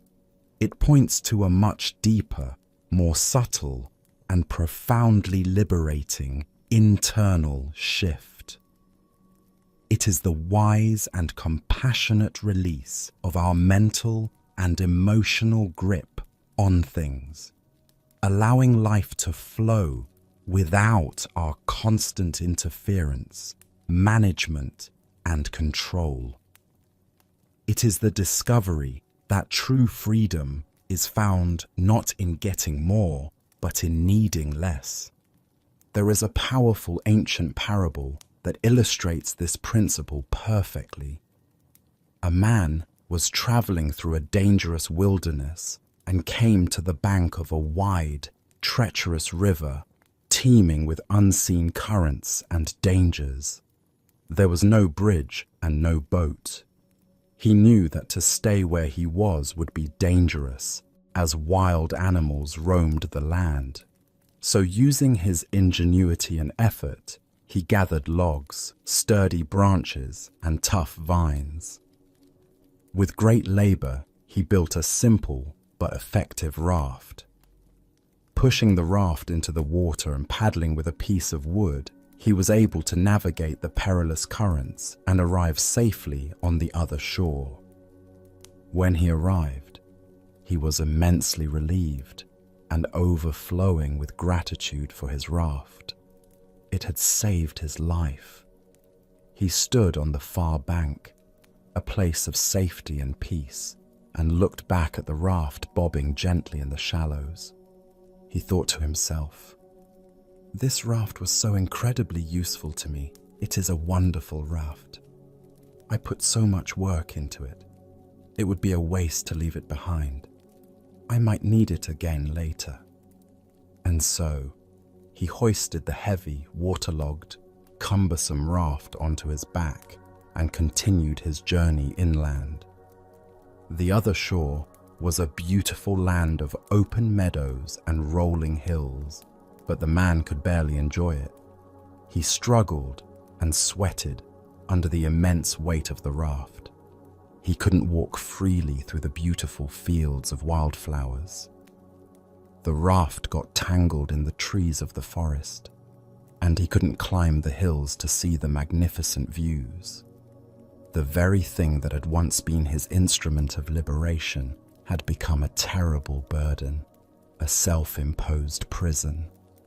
The Buddha used this story to ask his disciples, what would a wise person do? A wise person, he explained, would understand the raft's purpose. They would feel gratitude, acknowledge its immense value, and then they would leave it at the river bank and continue their journey, light, unburdened, and free. The raft, the Buddha explained, is like the teachings, the practices, and even our most cherished insights. They are skillful means designed to get us from the shore of suffering to the shore of liberation. But they are not meant to be clung to as rigid dogmas or as new, shinier identities. Even the most profound teaching can become a burden if we cling to it. This story extends to everything in our lives. We build rafts of all kinds: our accomplishments, our career, our relationships, our beliefs, our spiritual practices. These rafts can be very useful for a time, but if we cling to them, if we make them into a fixed part of our identity, they cease to be tools for liberation and instead become heavy burdens that prevent us from moving forward. The wisdom of letting go is the natural fruition of seeing impermanence and not self. If everything is changing, what is there to hold on to? If there is no solid, separate self, who is it that is doing the holding? Attachment is the attempt to make a solid and permanent home in a world that is fundamentally fluid and ever-changing. It is a recipe for constant struggle and disappointment. We become attached to specific outcomes, believing our happiness depends entirely on things going a certain way. This attachment to outcomes makes us rigid and fearful. We become attached to people, loving them not with open hands, but with a clenched fist of possession, control, and expectation, which ultimately suffocates the love it seeks to protect. We become attached to our opinions and beliefs, turning them into fortresses and creating conflict with anyone who sees the world differently. We even, paradoxically, become attached to our own suffering. Our pain can become so familiar that it forms the core of our identity. We tell the story of our victimhood or our trauma over and over again, and the idea of letting go of that story can feel terrifying, as if we would not know who we are without it. Letting go is the practice of consciously, gently, and repeatedly loosening this clenched fist of the mind. It is not an act of cold indifference or spiritual bypassing, pretending you don't care to avoid feeling pain. On the contrary, letting go comes from a place of deep love and profound trust. You can love someone more fully and freely when you are not attached to them being a certain way to make you happy. You can engage with your work more creatively and joyfully when you are not desperately attached to a specific outcome. You can hold your own beliefs more lightly, which allows you to listen to others with a genuinely open heart. Non-attachment is not about not caring. It is about caring so much that you are willing to release your own ego's agenda and allow life and other people to be as they are. It is a profound trust in the unfolding of the universe. This is especially important in our spiritual lives. Sometimes we can become attached to a particular meditation technique, a teacher, or a certain kind of blissful experience. We might have a wonderful meditation one day and then spend weeks trying to replicate it, creating nothing but frustration and tension. The raft parable reminds us to hold our practices lightly. They are tools. Use them skillfully, but don't turn them into another thing to possess. The goal is not to become a good meditator. The goal is to be free. How do we practice this subtle and profound art of letting go in our daily lives? It begins with noticing the feeling of clinging. Attachment has a distinct physical and mental signature. It feels like a tightening, a tension, a clenching, a sense of holding your breath, of holding on for dear life. When you notice this feeling arising in response to a situation, you can begin the practice. One powerful technique is a releasing visualization. When you feel yourself clinging to a worry, a resentment, or an expectation, close your eyes for a moment, if you can. Imagine placing that thought or feeling into the palm of your hand. Look at it with kindness. Acknowledge its presence without judgment. Then, in your mind's eye, visualize yourself gently opening your hand and letting the wind carry it away. Or you can imagine placing it on a leaf in a stream and watching it float peacefully out of sight. Repeat this as many times as you need. This is a way of training the mind in the physical sensation and the emotional intention of release. Journaling can also be a powerful tool for working with deeper attachments. You can make a list of things you notice you are attached to. They might be big things, like a career goal or a particular relationship dynamic, or small things, like the need for your house to be perfectly tidy. Then, for each item, you can write about the fear that lies beneath the attachment. What are you afraid will happen if you let go of this? Seeing the underlying fear clearly often diminishes its power. Then, you can write about what freedom might feel like on the other side of that attachment. This process brings conscious, compassionate awareness to our unconscious patterns of holding on. Perhaps the most accessible and continuous practice is simply to work with your breath. The breath is a perfect, living model of letting go. Every moment you take in a breath, and then you must let it go to make space for the next one. You cannot hold on to an exhalation. When you are feeling tight, stressed, and attached, bring your full focus to your out-breath. With each exhalation, consciously practice letting go. You can even say the word release or let go silently to yourself as you breathe out. Let each out-breath be a small letting go of control, a small surrender to the present moment, a small act of trust in life. This gentle, repeated practice of release, woven into the moments of your day, is how you learn to unburden yourself from the heavy raft and walk freely, lightly, and peacefully on the other shore. The wisdom of letting go is the natural fruition of seeing impermanence and not self. If everything is changing, what is there to hold on to?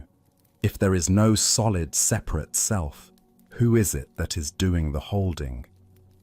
Attachment is the attempt to make a solid and permanent home in a world that is fluid and ever-changing. It is a recipe for constant struggle and disappointment. Letting go is the practice of consciously, gently, and repeatedly loosening this clenched fist of the mind. It is a profound trust in the unfolding of the universe. It is how you learn to unburden yourself from the heavy raft and walk freely, lightly, and peacefully on the other shore.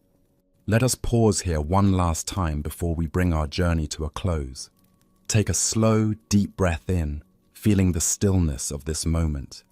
And as you breathe out, let go of any effort. Simply rest. If this path has been a refuge for you, I invite you to subscribe to Sleepy Monk, ensuring this sanctuary is always here for you when you need to return to the quiet.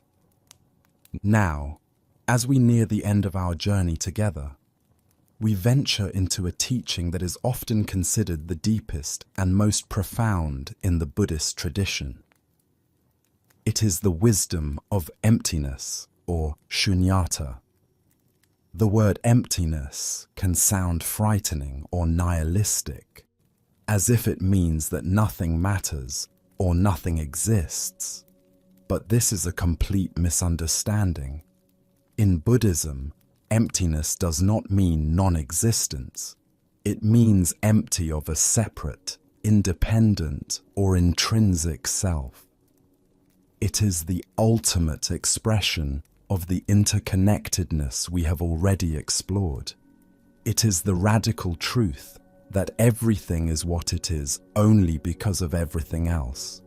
This insight is the final solvent that dissolves our most stubborn attachments and fears, revealing a reality that is vibrant, miraculous, and fundamentally free. There is a story of a young monk, Anatta, who was deeply troubled by the teaching of emptiness. He would sit and listen to the discourses, and his mind would rebel. "How can my hand be empty?" he would think, holding it up. "I can see it. I can feel it. It is solid. It is here." He saw the world as a collection of separate, solid things, and the teaching of emptiness felt like a denial of his own experience. His teacher, a wise old nun named Prajna, saw his struggle. One day, she handed him a simple clay cup. "Tell me about this cup," she said. Anatta described it. "It is made of clay. It is hard. It has a handle. It holds water." Prajna smiled. "But where is the cupness?" she asked. "Let us look for it. Is the clay the cup? No, the clay was once just earth. Is the water in the cup? No, that is separate. Is the shape the cup? The shape was given by the potter's hands and the potter's mind." She then guided him in a deep contemplation. "This cup," she said, "is made entirely of non-cup elements. To be here, it needs the clay. The clay needed the earth and the water. The water needed the clouds and the rain. The potter needed food to have the strength to work, and that food came from the sun and the soil. This cup is full of the entire universe. It is empty of being just a cup, separate from everything else. Its existence is a miracle of interdependence." Anatta looked at the cup with new eyes. He had seen an object. She was showing him a process, a relationship. Prajna then pointed to a great wave cresting on the nearby sea. "Look at that wave," she said.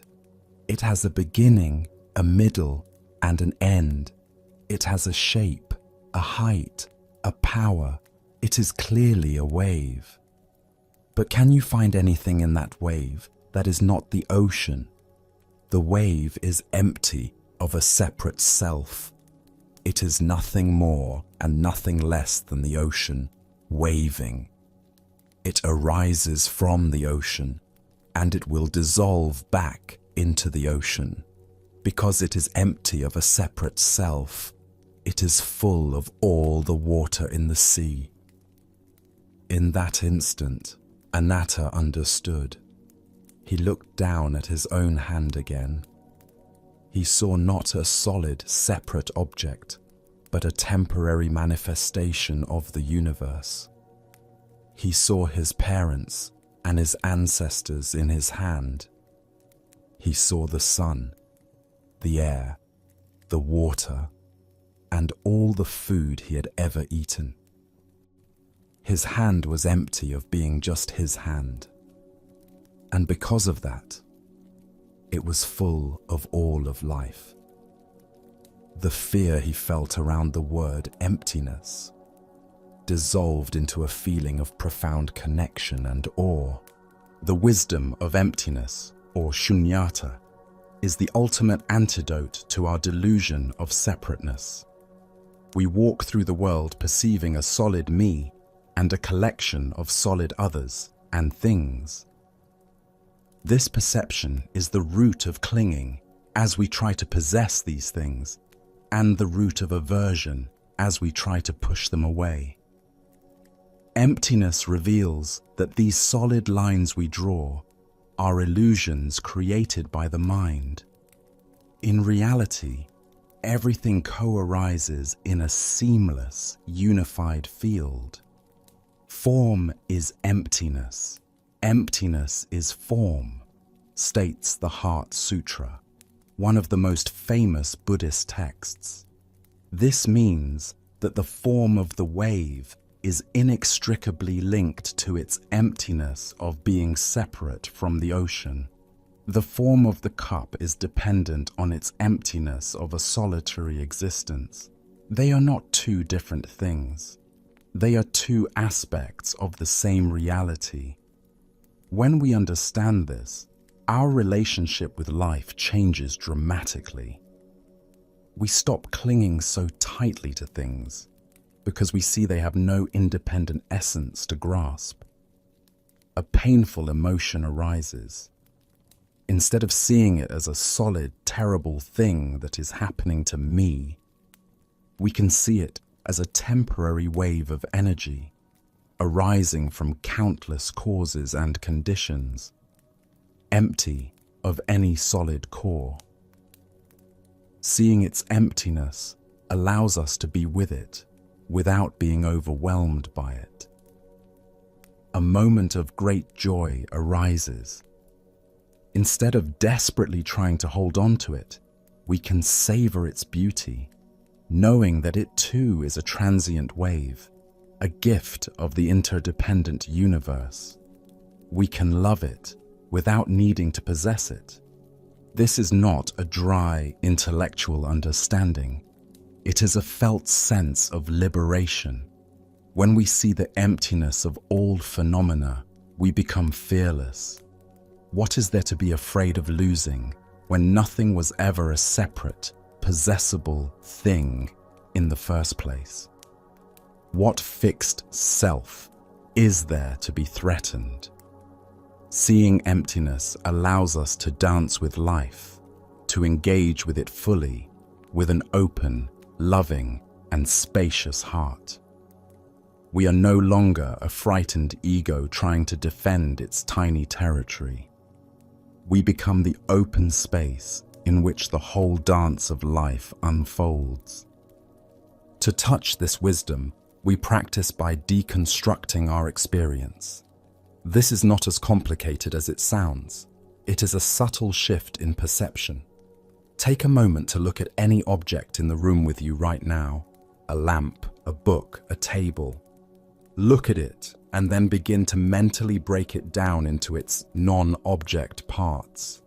If it's a wooden table, see the tree, see the forest, see the sunlight that fed the tree, the rain that watered it, the soil that nourished it.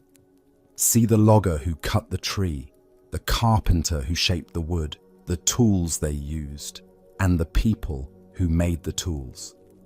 Continue this process until you see that the solid table is actually a meeting point for the entire cosmos. It is empty of being an independent table.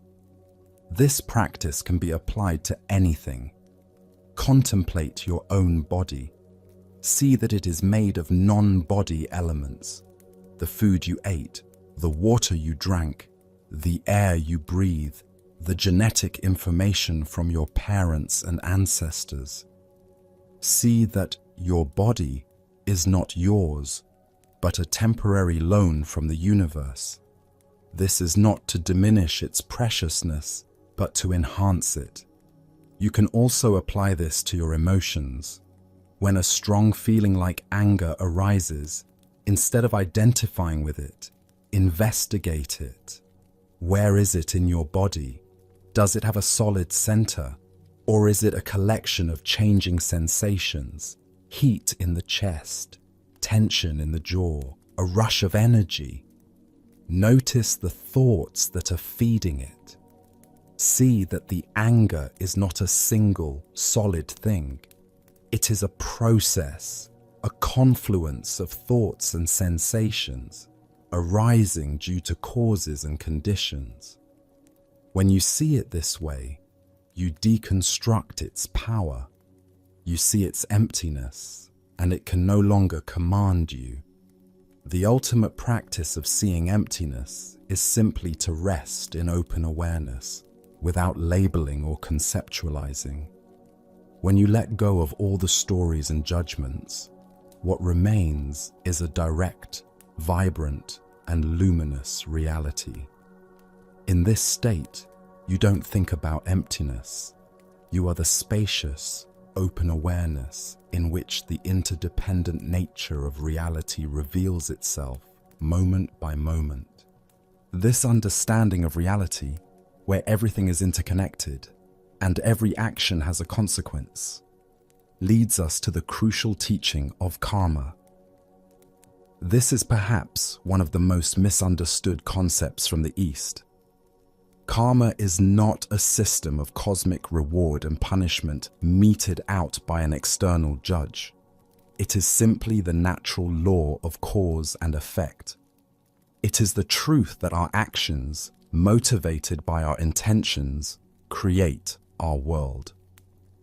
The word karma literally means action, but the Buddha clarified that the most important element is cetana, or intention. It is the will, the volition, the intention behind the action that plants the seed. This is an incredibly empowering teaching. It means that we are not the helpless victims of fate. In every moment, we have the power to shape our future by cultivating skillful intentions in the present. Consider the story of two farmers, brothers who lived side by side. Both were good men who worked hard. One year, a terrible storm swept through the valley and completely flattened their rice paddies just before the harvest. Their entire year's work was destroyed. It was the exact same external event for both of them. The first brother, overwhelmed by the loss, fell into despair. His mind was filled with thoughts of anger and blame. "This is a curse," he shouted at the sky. "Why does this always happen to me? The world is unjust." He grew bitter and resentful. He snapped at his wife and children and refused help from his neighbors, whom he now viewed with suspicion and envy. His intention was rooted in aversion and self-pity. He was planting seeds of isolation, anger, and future suffering for himself and his family. The second brother, looking out at the same devastation, also felt a deep wave of sadness. He allowed himself to feel the loss. But after the initial grief, his intention shifted. He thought, "This has happened. I cannot change the past. What can I do now?" His intention was rooted in acceptance and wisdom. He gathered his family and said, "We have lost our crop, but we still have each other. We have our strength." He went to his neighbors, not with envy, but with an open heart. "We have all suffered from this storm," he said. Let us work together to clear the fields and prepare for the next planting. Together, we are stronger. His intention was rooted in compassion and connection. He was planting seeds of community, resilience, and future happiness. The external event was identical, but the karma, the intentional action and its resulting experience was completely different. One brother created a personal hell of bitterness, while the other created a community of support. The teaching of karma is not fatalistic. It is the ultimate expression of free will. It places the responsibility for the quality of our lives squarely in our own hands, or more accurately, in our own hearts and minds. The Buddha taught that intentions rooted in the three poisons of greed, hatred, and delusion lead to actions that cause suffering for ourselves and others. When we act from a place of grasping and wanting more, we create dissatisfaction. When we act from a place of anger and ill will, we create conflict and pain. When we act from a place of confusion and not seeing things clearly, we make unskillful choices that lead to regret. Conversely, intentions rooted in their opposites, generosity, loving-kindness, and wisdom, lead to actions that create happiness and peace. When we act from a place of generosity, we create connection and joy. When we act from a place of loving-kindness, we create harmony and safety. When we act from a place of wisdom and clarity, we make skillful choices that lead to freedom. This is not a metaphysical belief system. You can observe this law in action in your own life every single day. Notice how you feel after lashing out at someone in anger versus how you feel after offering a genuine word of kindness. The results are immediate and tangible. The most beautiful aspect of this teaching is that it is never too late. Your past karma has created your present moment, but your present karma, your intention right now, is creating your future. You are not defined or condemned by your past actions. In this very moment, you have the power to plant a new seed. You can choose to cultivate a kind thought. You can choose to perform a small act of generosity. You can choose to respond to a difficult situation with patience instead of reactivity. Each of these choices is a powerful karmic act that changes the trajectory of your life. It empowers us to stop being passive victims of our circumstances and to become the conscious, loving architects of our own experience. To work skillfully with karma, we must bring mindfulness to our intentions. A powerful practice is to begin each day with intention setting. Before you get out of bed, or as you have your first cup of tea, take a moment to set a simple, wholesome intention for the day. It could be, today I will practice patience, or today I will listen with an open heart, or today I will be kind to myself. Setting a conscious intention at the start of the day acts like a rudder for your mind, helping to guide your actions in a skillful direction. Throughout the day, practice mindful pauses. Before you speak, before you send that email, before you react to a trigger, take one conscious breath. In that pause, you can check in with your intention.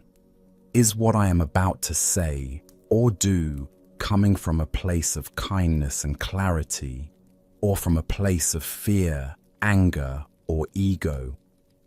This small gap can be the difference between creating good karma and creating painful karma. At the end of the day, you can practice a gentle karma review. This is not about judging yourself or feeling guilty. It is a compassionate self-reflection. Ask yourself, what were the intentions behind my major actions today? When was I able to act from a place of kindness? When did I get caught in reactivity? The purpose is simply to learn, to understand your own patterns more deeply so that you can make wiser choices tomorrow. Finally, practice the karma of generosity or dana. This doesn't have to be about money. You can be generous with your time, with your listening, with a smile, with a word of encouragement. Every act of giving, no matter how small, when done with a pure intention of wishing another well, is a powerful way to generate positive karma. It breaks the spell of the self-centered mind and connects us to the joy of our shared humanity. By becoming mindful of our intentions, we transform our life from a series of random happenings into a conscious, meaningful, and beautiful path of awakening. And where does this path lead? What is the final shore that the raft was built to reach? In Buddhism, the ultimate goal, the fruition of the entire path, is called nirvana. This is another word that is widely misunderstood. Nirvana is not a heaven-like paradise that we go to after we die. It is a state of being that is available right here in this very life. The word literally means to extinguish or to blow out. What is extinguished? The fires of greed, hatred, and delusion. It is the complete and utter cessation of suffering and its causes. It is the mind's final, unshakable liberation. It is the experience of profound and lasting peace that comes from seeing reality exactly as it is. Imagine you have been carrying a massive, heavy boulder on your back for your entire life. You have carried it for so long that you have forgotten what it feels like to be without it.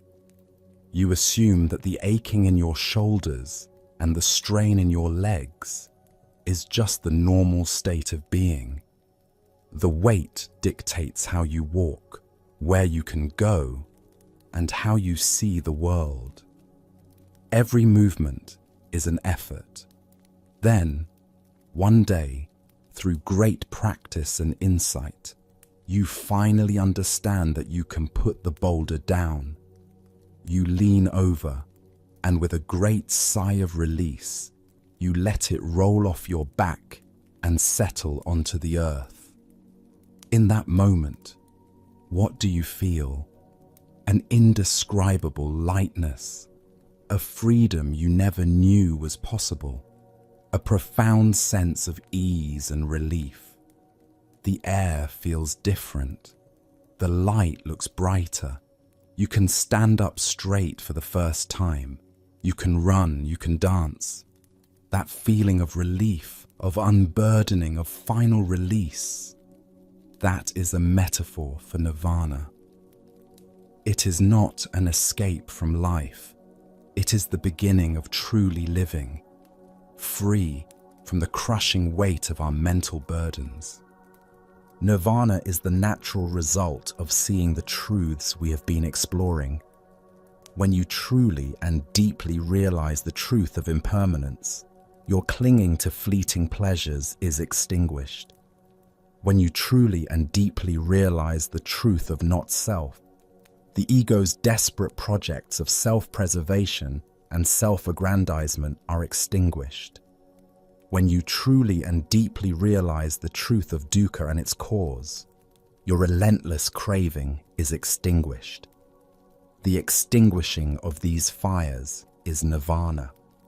It is not a state of blissful numbness or a blank void. It is, according to the texts, a state of supreme happiness, but it is a happiness that is not dependent on conditions. It is the steady, radiant peace of a mind that is no longer at war with itself or with reality. A person who has realized nirvana still lives in the world. They still experience pleasant and unpleasant sensations. They may feel the heat of the sun or the pain of a stubbed toe, but these experiences no longer create mental suffering. The second arrow of reactivity, the judgment, the story, the resistance, is gone. They meet all of life's experiences with a vast, open, and compassionate equanimity. They are like a deep ocean whose surface may have waves, but whose depths remain profoundly, utterly still. This state is characterized by boundless compassion, because when one's own suffering has ceased, the heart naturally turns toward the suffering of all other beings who are still caught in the fire. You cannot achieve nirvana through willpower, just as you cannot force a flower to bloom by pulling on its petals. It is the natural unfolding that occurs when you diligently and patiently cultivate the path.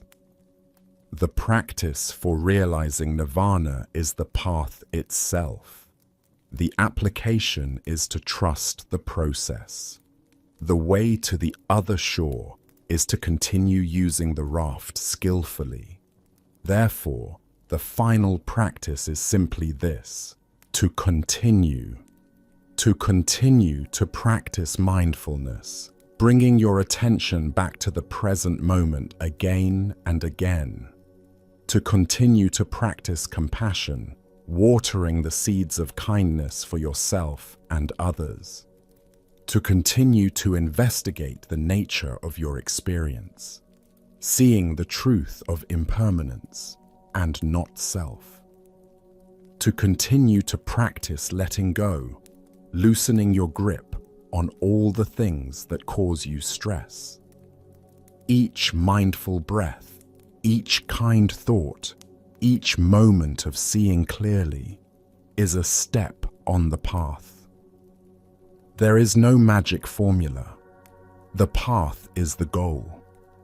Trust that by simply tending to your own heart and mind with gentle, persistent care, you are creating the causes and conditions for your own liberation. The final practice is to rest in the possibility of this freedom. To know that a state of peace beyond all understanding is not just a myth, but the inherent potential of your own mind. Let this knowledge be a source of inspiration and courage on your journey. You are not just trying to feel a little better. You're on a path that leads to the complete and total end of suffering. Now, let us conclude our journey with some timeless Zen stories. Yamaoka Teshu was a young and intellectually gifted student of Zen who had spent considerable time studying Buddhist philosophy and developing what he believed was a sophisticated understanding of the deepest teachings. He was particularly drawn to the profound concepts of emptiness and non-duality that form the foundation of advanced Buddhist thought, and he felt confident that his grasp of these ideas demonstrated significant spiritual achievement. Having heard of the renowned Master Dokuon's reputation for wisdom and insight, Yamaoka decided to visit him to demonstrate his understanding and perhaps receive acknowledgement of his philosophical sophistication. He approached this meeting with the confidence of someone who had mastered complex intellectual material and expected to engage in elevated spiritual discourse. When Yamaoka was granted an audience with Master Dokuon, he found the master sitting quietly in his simple room, smoking his bamboo pipe with calm composure. The atmosphere was peaceful and unpretentious, but Yamaoka was eager to share his insights and engage in profound philosophical discussion. "Master," Yamaoka began with the authority of someone well-versed in Buddhist doctrine, "I have come to share with you my understanding of the fundamental nature of reality as taught by the Buddha." He proceeded to articulate what he considered a masterful summary of advanced Buddhist philosophy. The mind, Buddha, and sentient beings, after all, do not exist in any ultimate sense. Everything we perceive and experience is, when examined closely, empty of inherent existence. The true nature of all phenomena is emptiness itself. There is no solid, independent reality to be found anywhere. Yamaoka continued with growing confidence in his exposition. There is no realization to be achieved because there is no one to achieve it, and nothing to be realized. There is no delusion to be overcome because delusion itself is empty. There is no sage and no ordinary person because these distinctions are merely conceptual fabrications with no ultimate reality.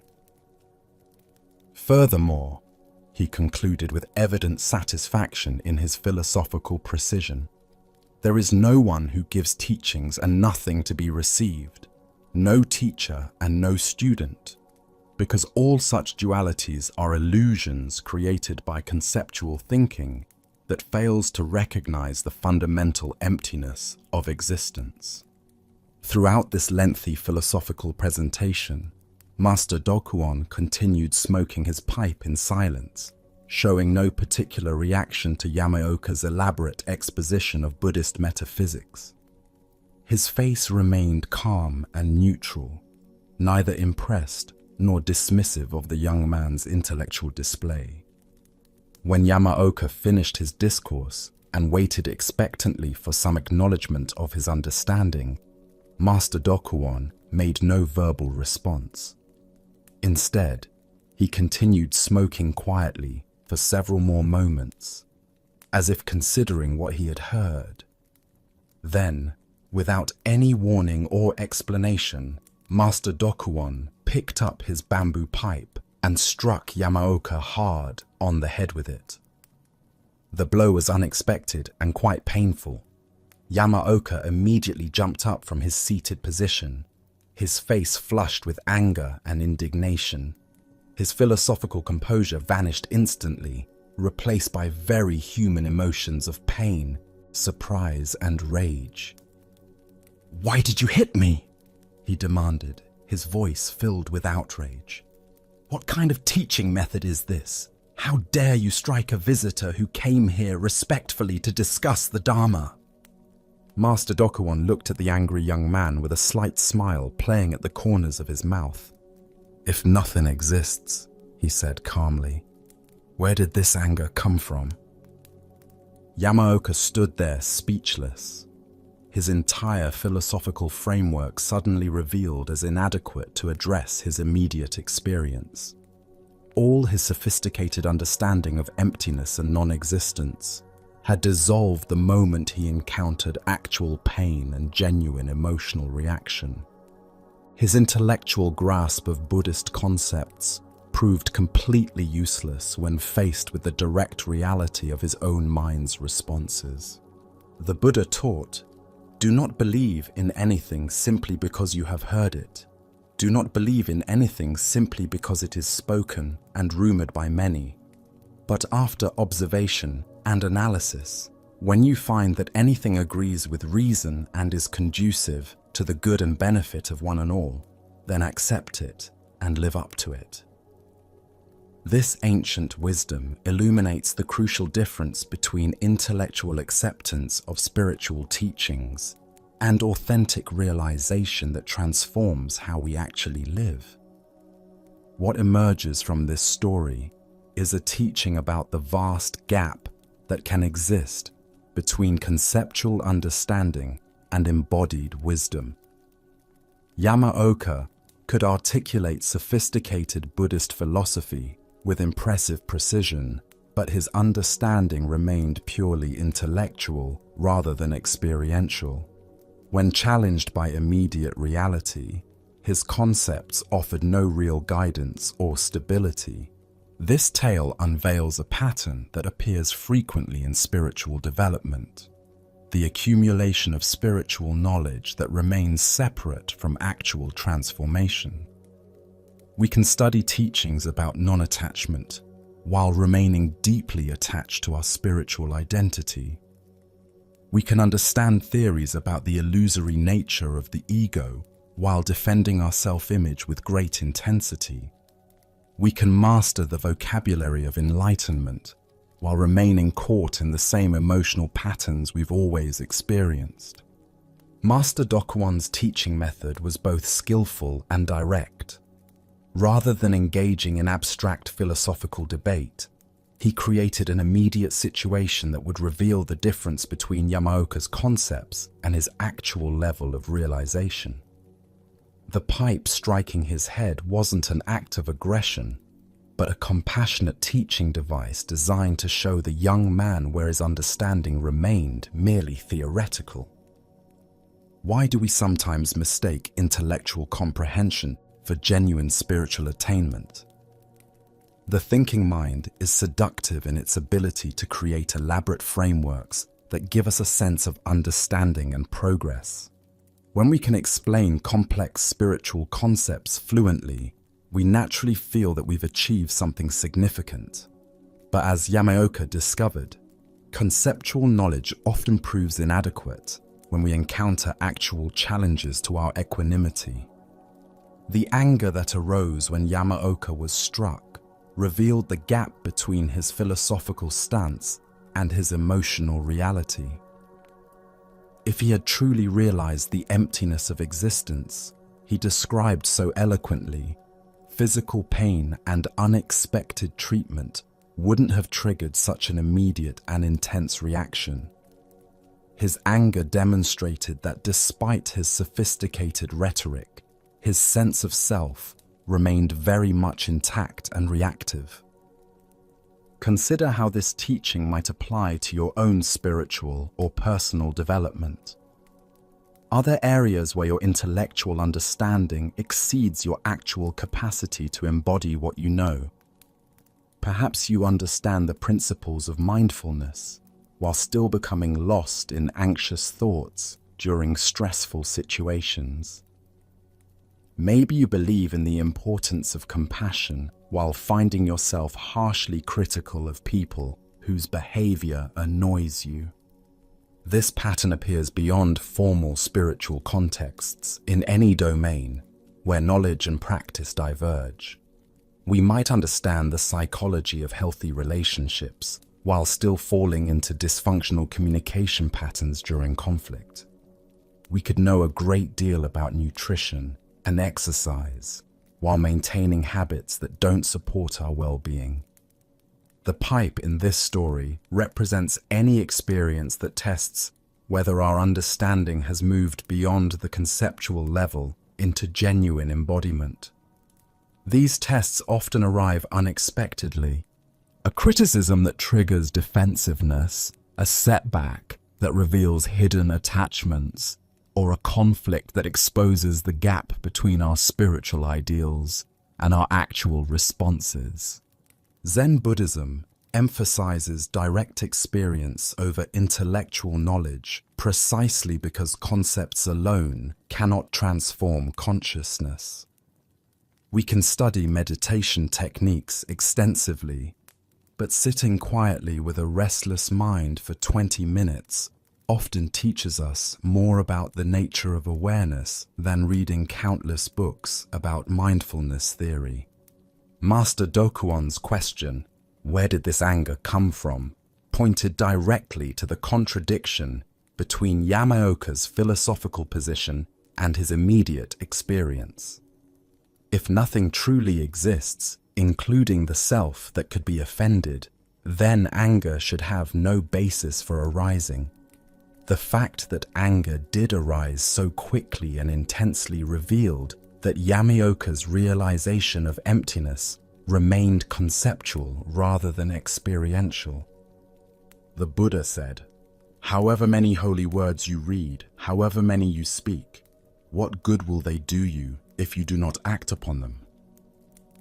Yamaoka had absorbed many holy words about emptiness and non-existence, but his reaction to the pipe demonstrated that these words hadn't yet transformed his actual relationship to experience. What's remarkable about this teaching encounter is how quickly it revealed the truth of Yamaoka's situation. Rather than allowing him to continue building elaborate intellectual frameworks that might take years to deconstruct, Master Dokuwan's direct intervention immediately exposed the gap between knowledge and realization. Tonight, as you reflect on your own spiritual and personal development, can you identify areas where your intellectual understanding might exceed your actual capacity to embody what you know? When tomorrow brings unexpected challenges, the metaphorical pipes that test our equanimity, will you respond from genuine realization or react from conditioned patterns? As the Buddha taught, the mind is everything. What you think, you become. Perhaps the deepest thinking is learning to think less and embody more, discovering that true wisdom reveals itself not in what we can explain about emptiness, but in how empty we can remain when pipes strike our heads. Our next story speaks to the moment when understanding transcends effort. This is no water, no moon.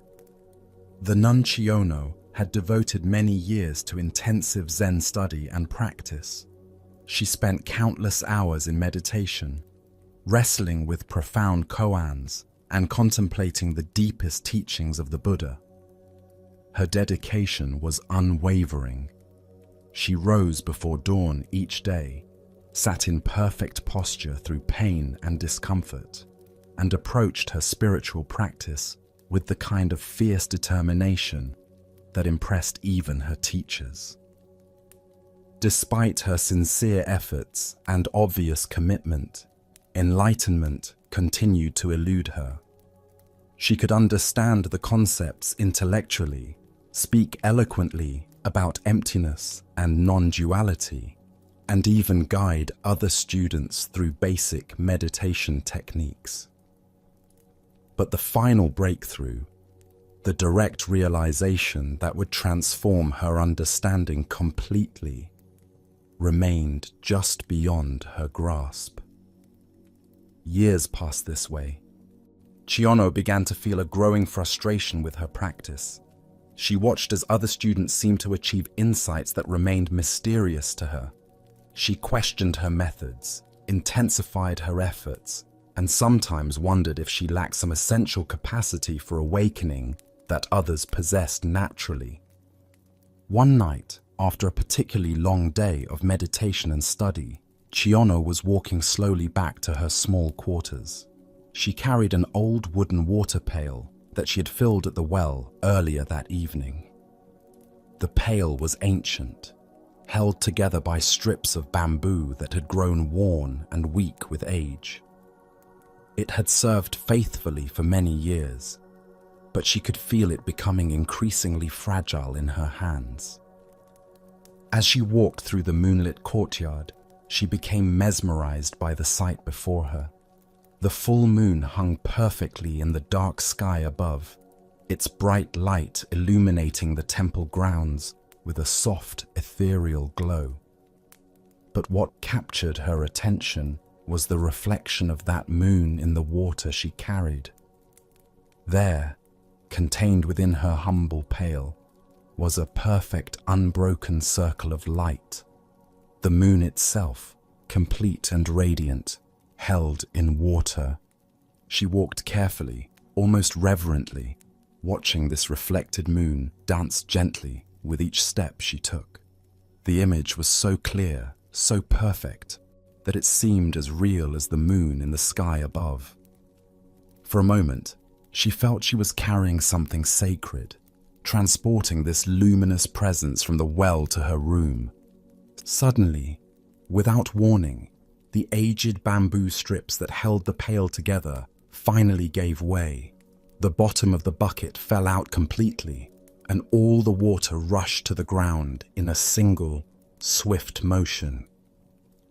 In an instant, the reflection of the moon vanished completely. With no water, there was no moon.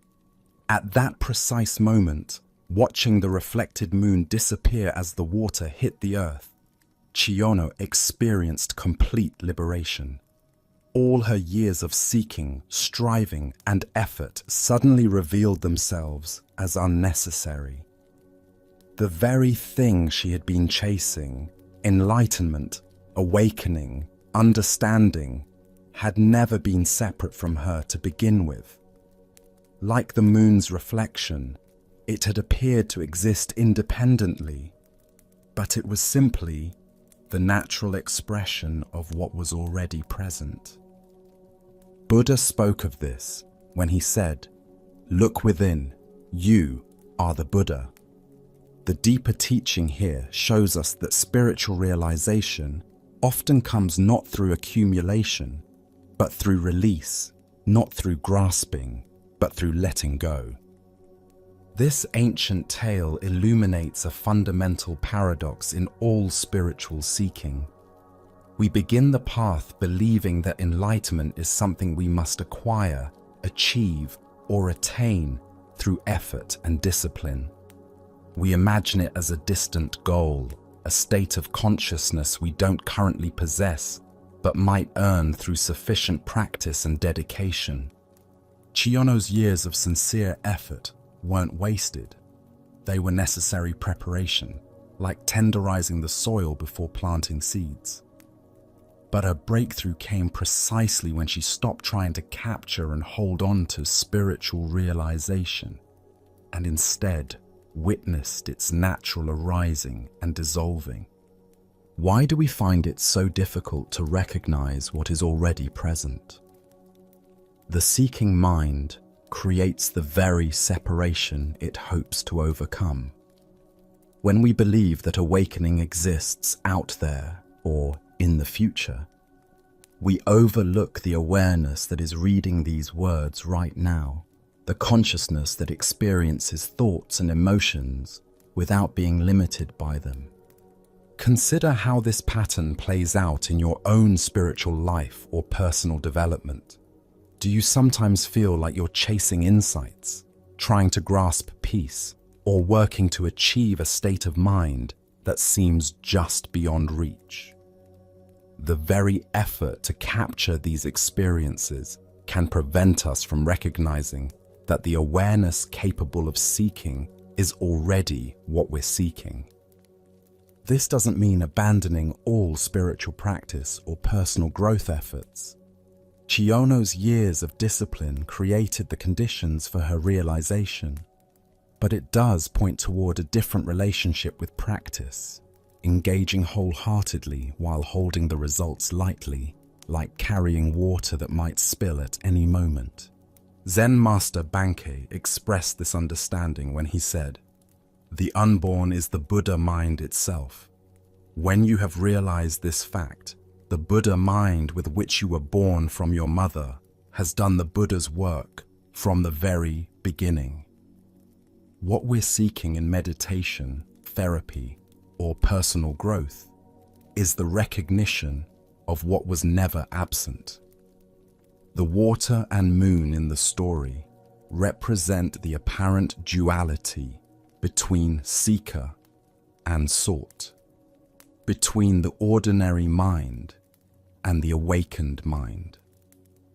As long as we believe these are separate, that the moon exists independently in the water, we try to protect and preserve our spiritual experiences.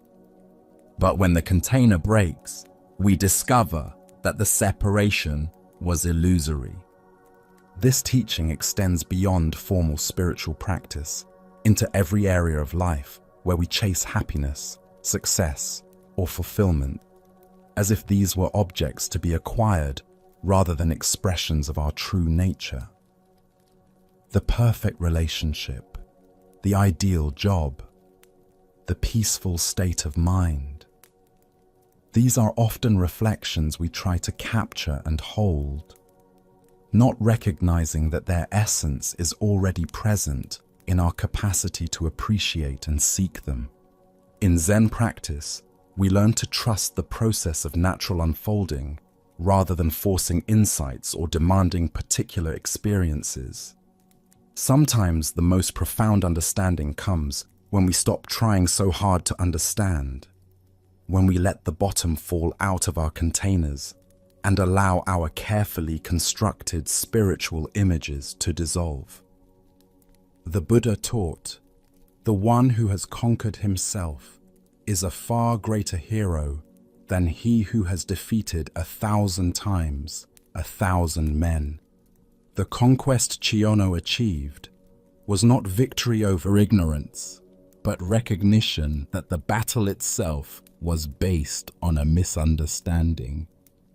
Tonight, as you reflect on your own seeking and striving, can you imagine what it might feel like to let the bottom fall out of your spiritual container?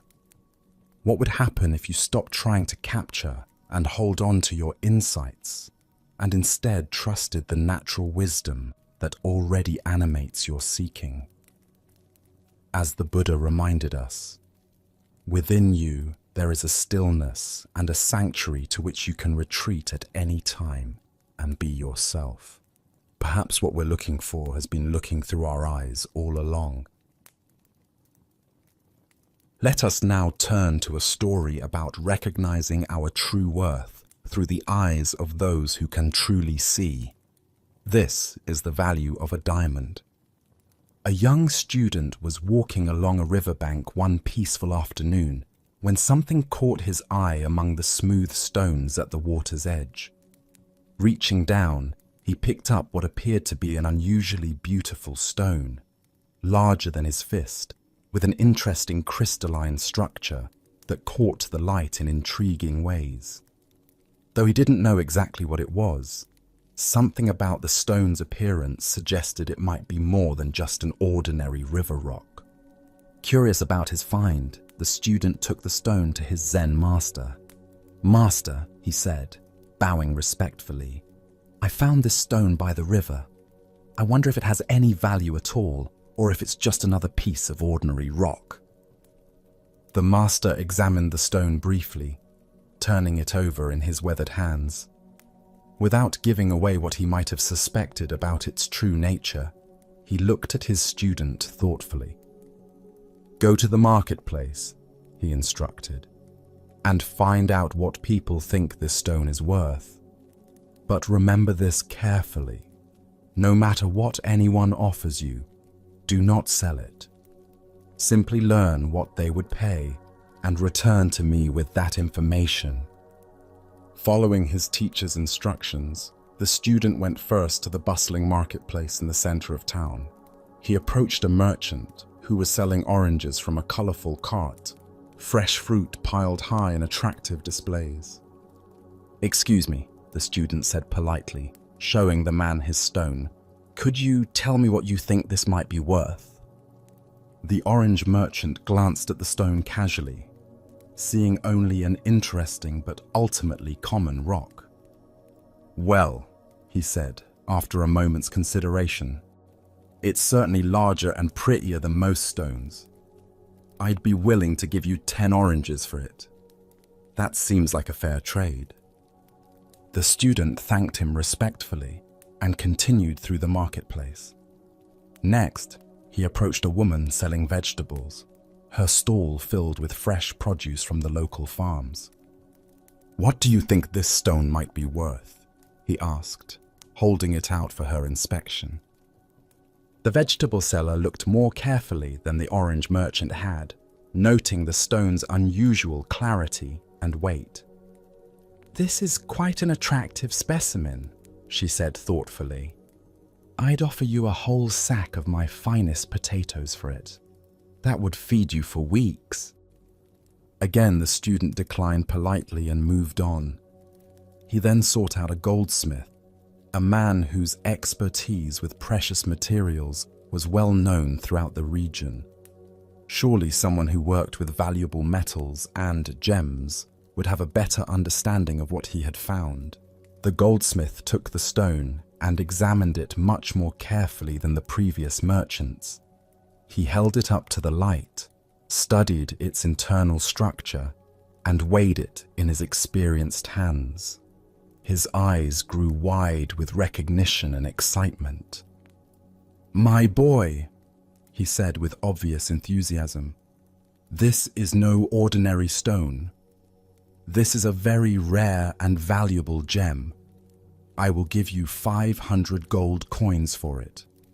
Enough money to live comfortably for many years."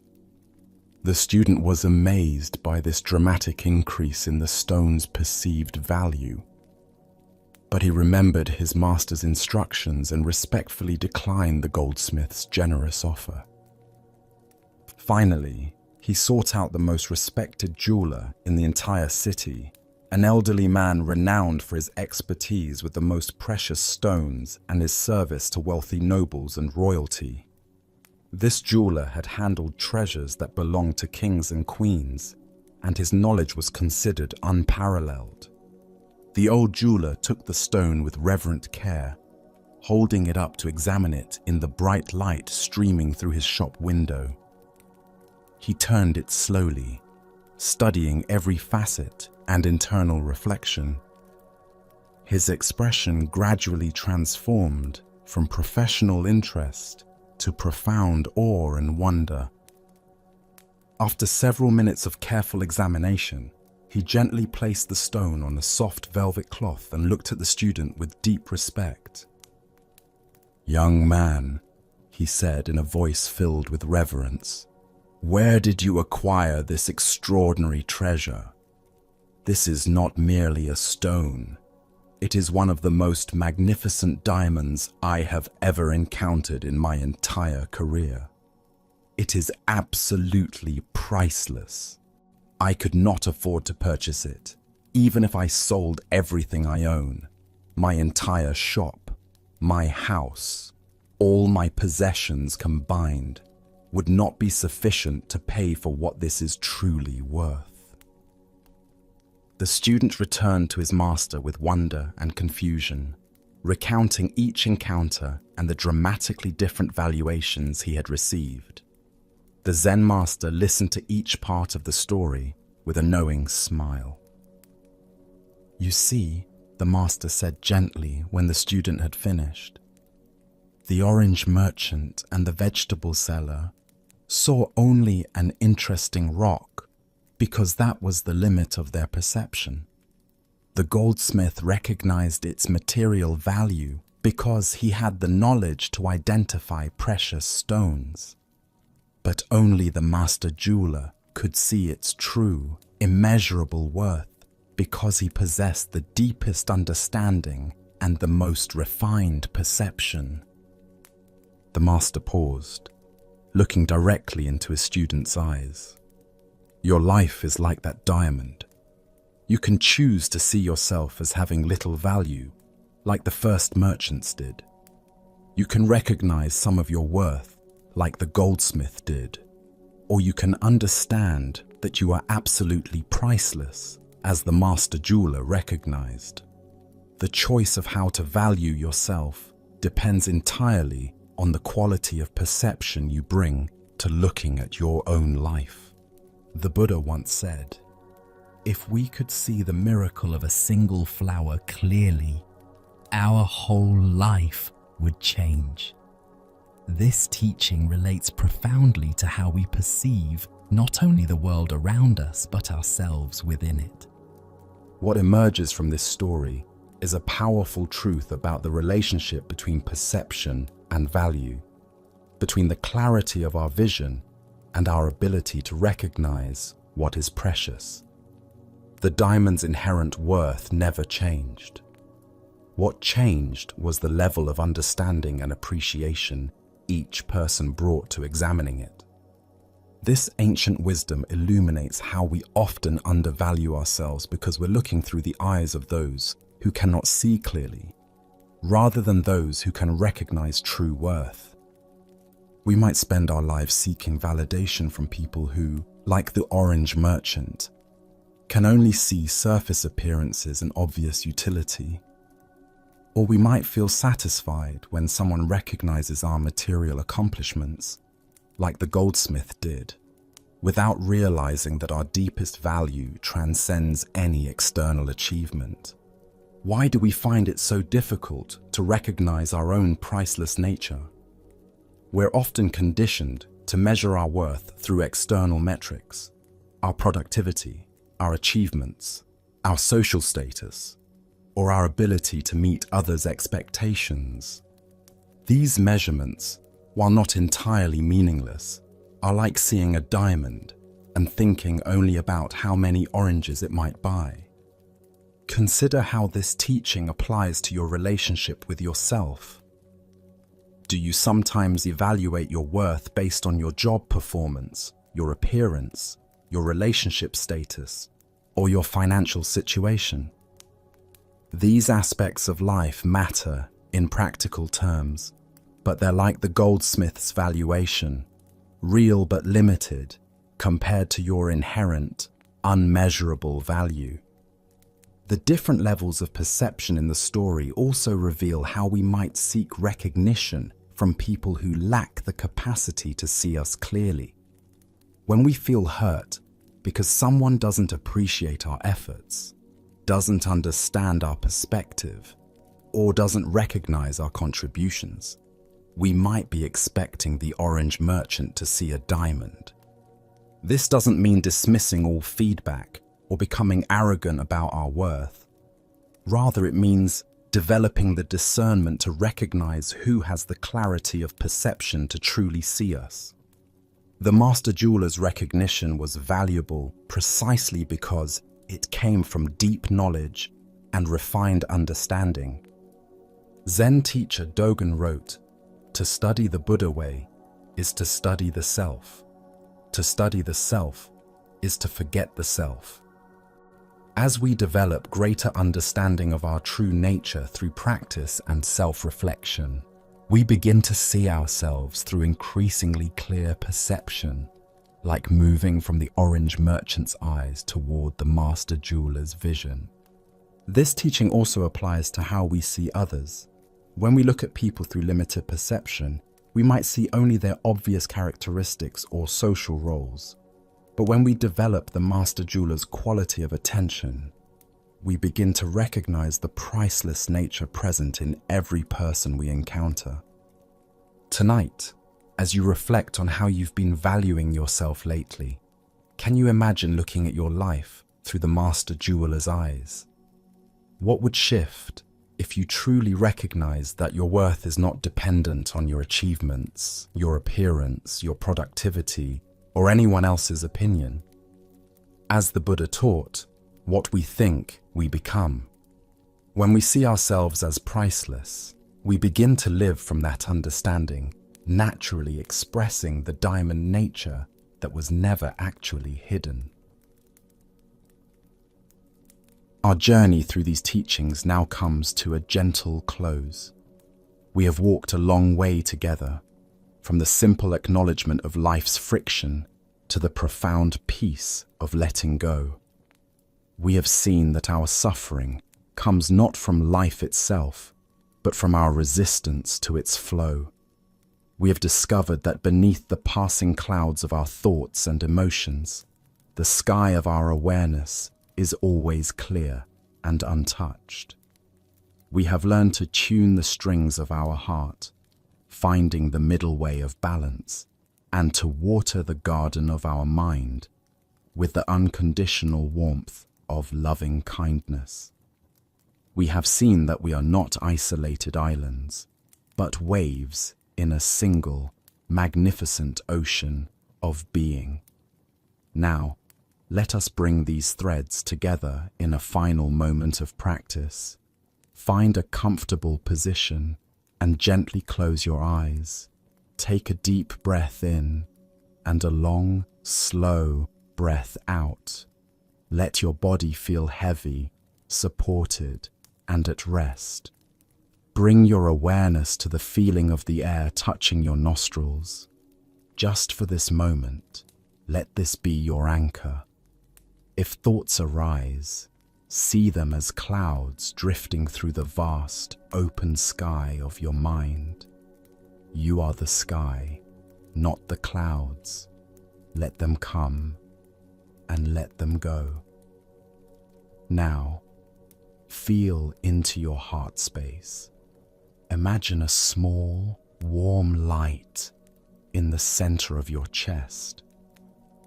With every in-breath, imagine this light growing a little brighter, a little warmer. With every out-breath, imagine this warmth radiating through your entire body. This is the light of your own innate goodness, your Buddha nature. It has always been here. Simply rest in this warmth, in this gentle, loving presence. You are safe. You are whole. You are at peace. There is nothing else to do, nowhere else to go. Just this, just here, just now. Thank you for walking this path with me. Rest well.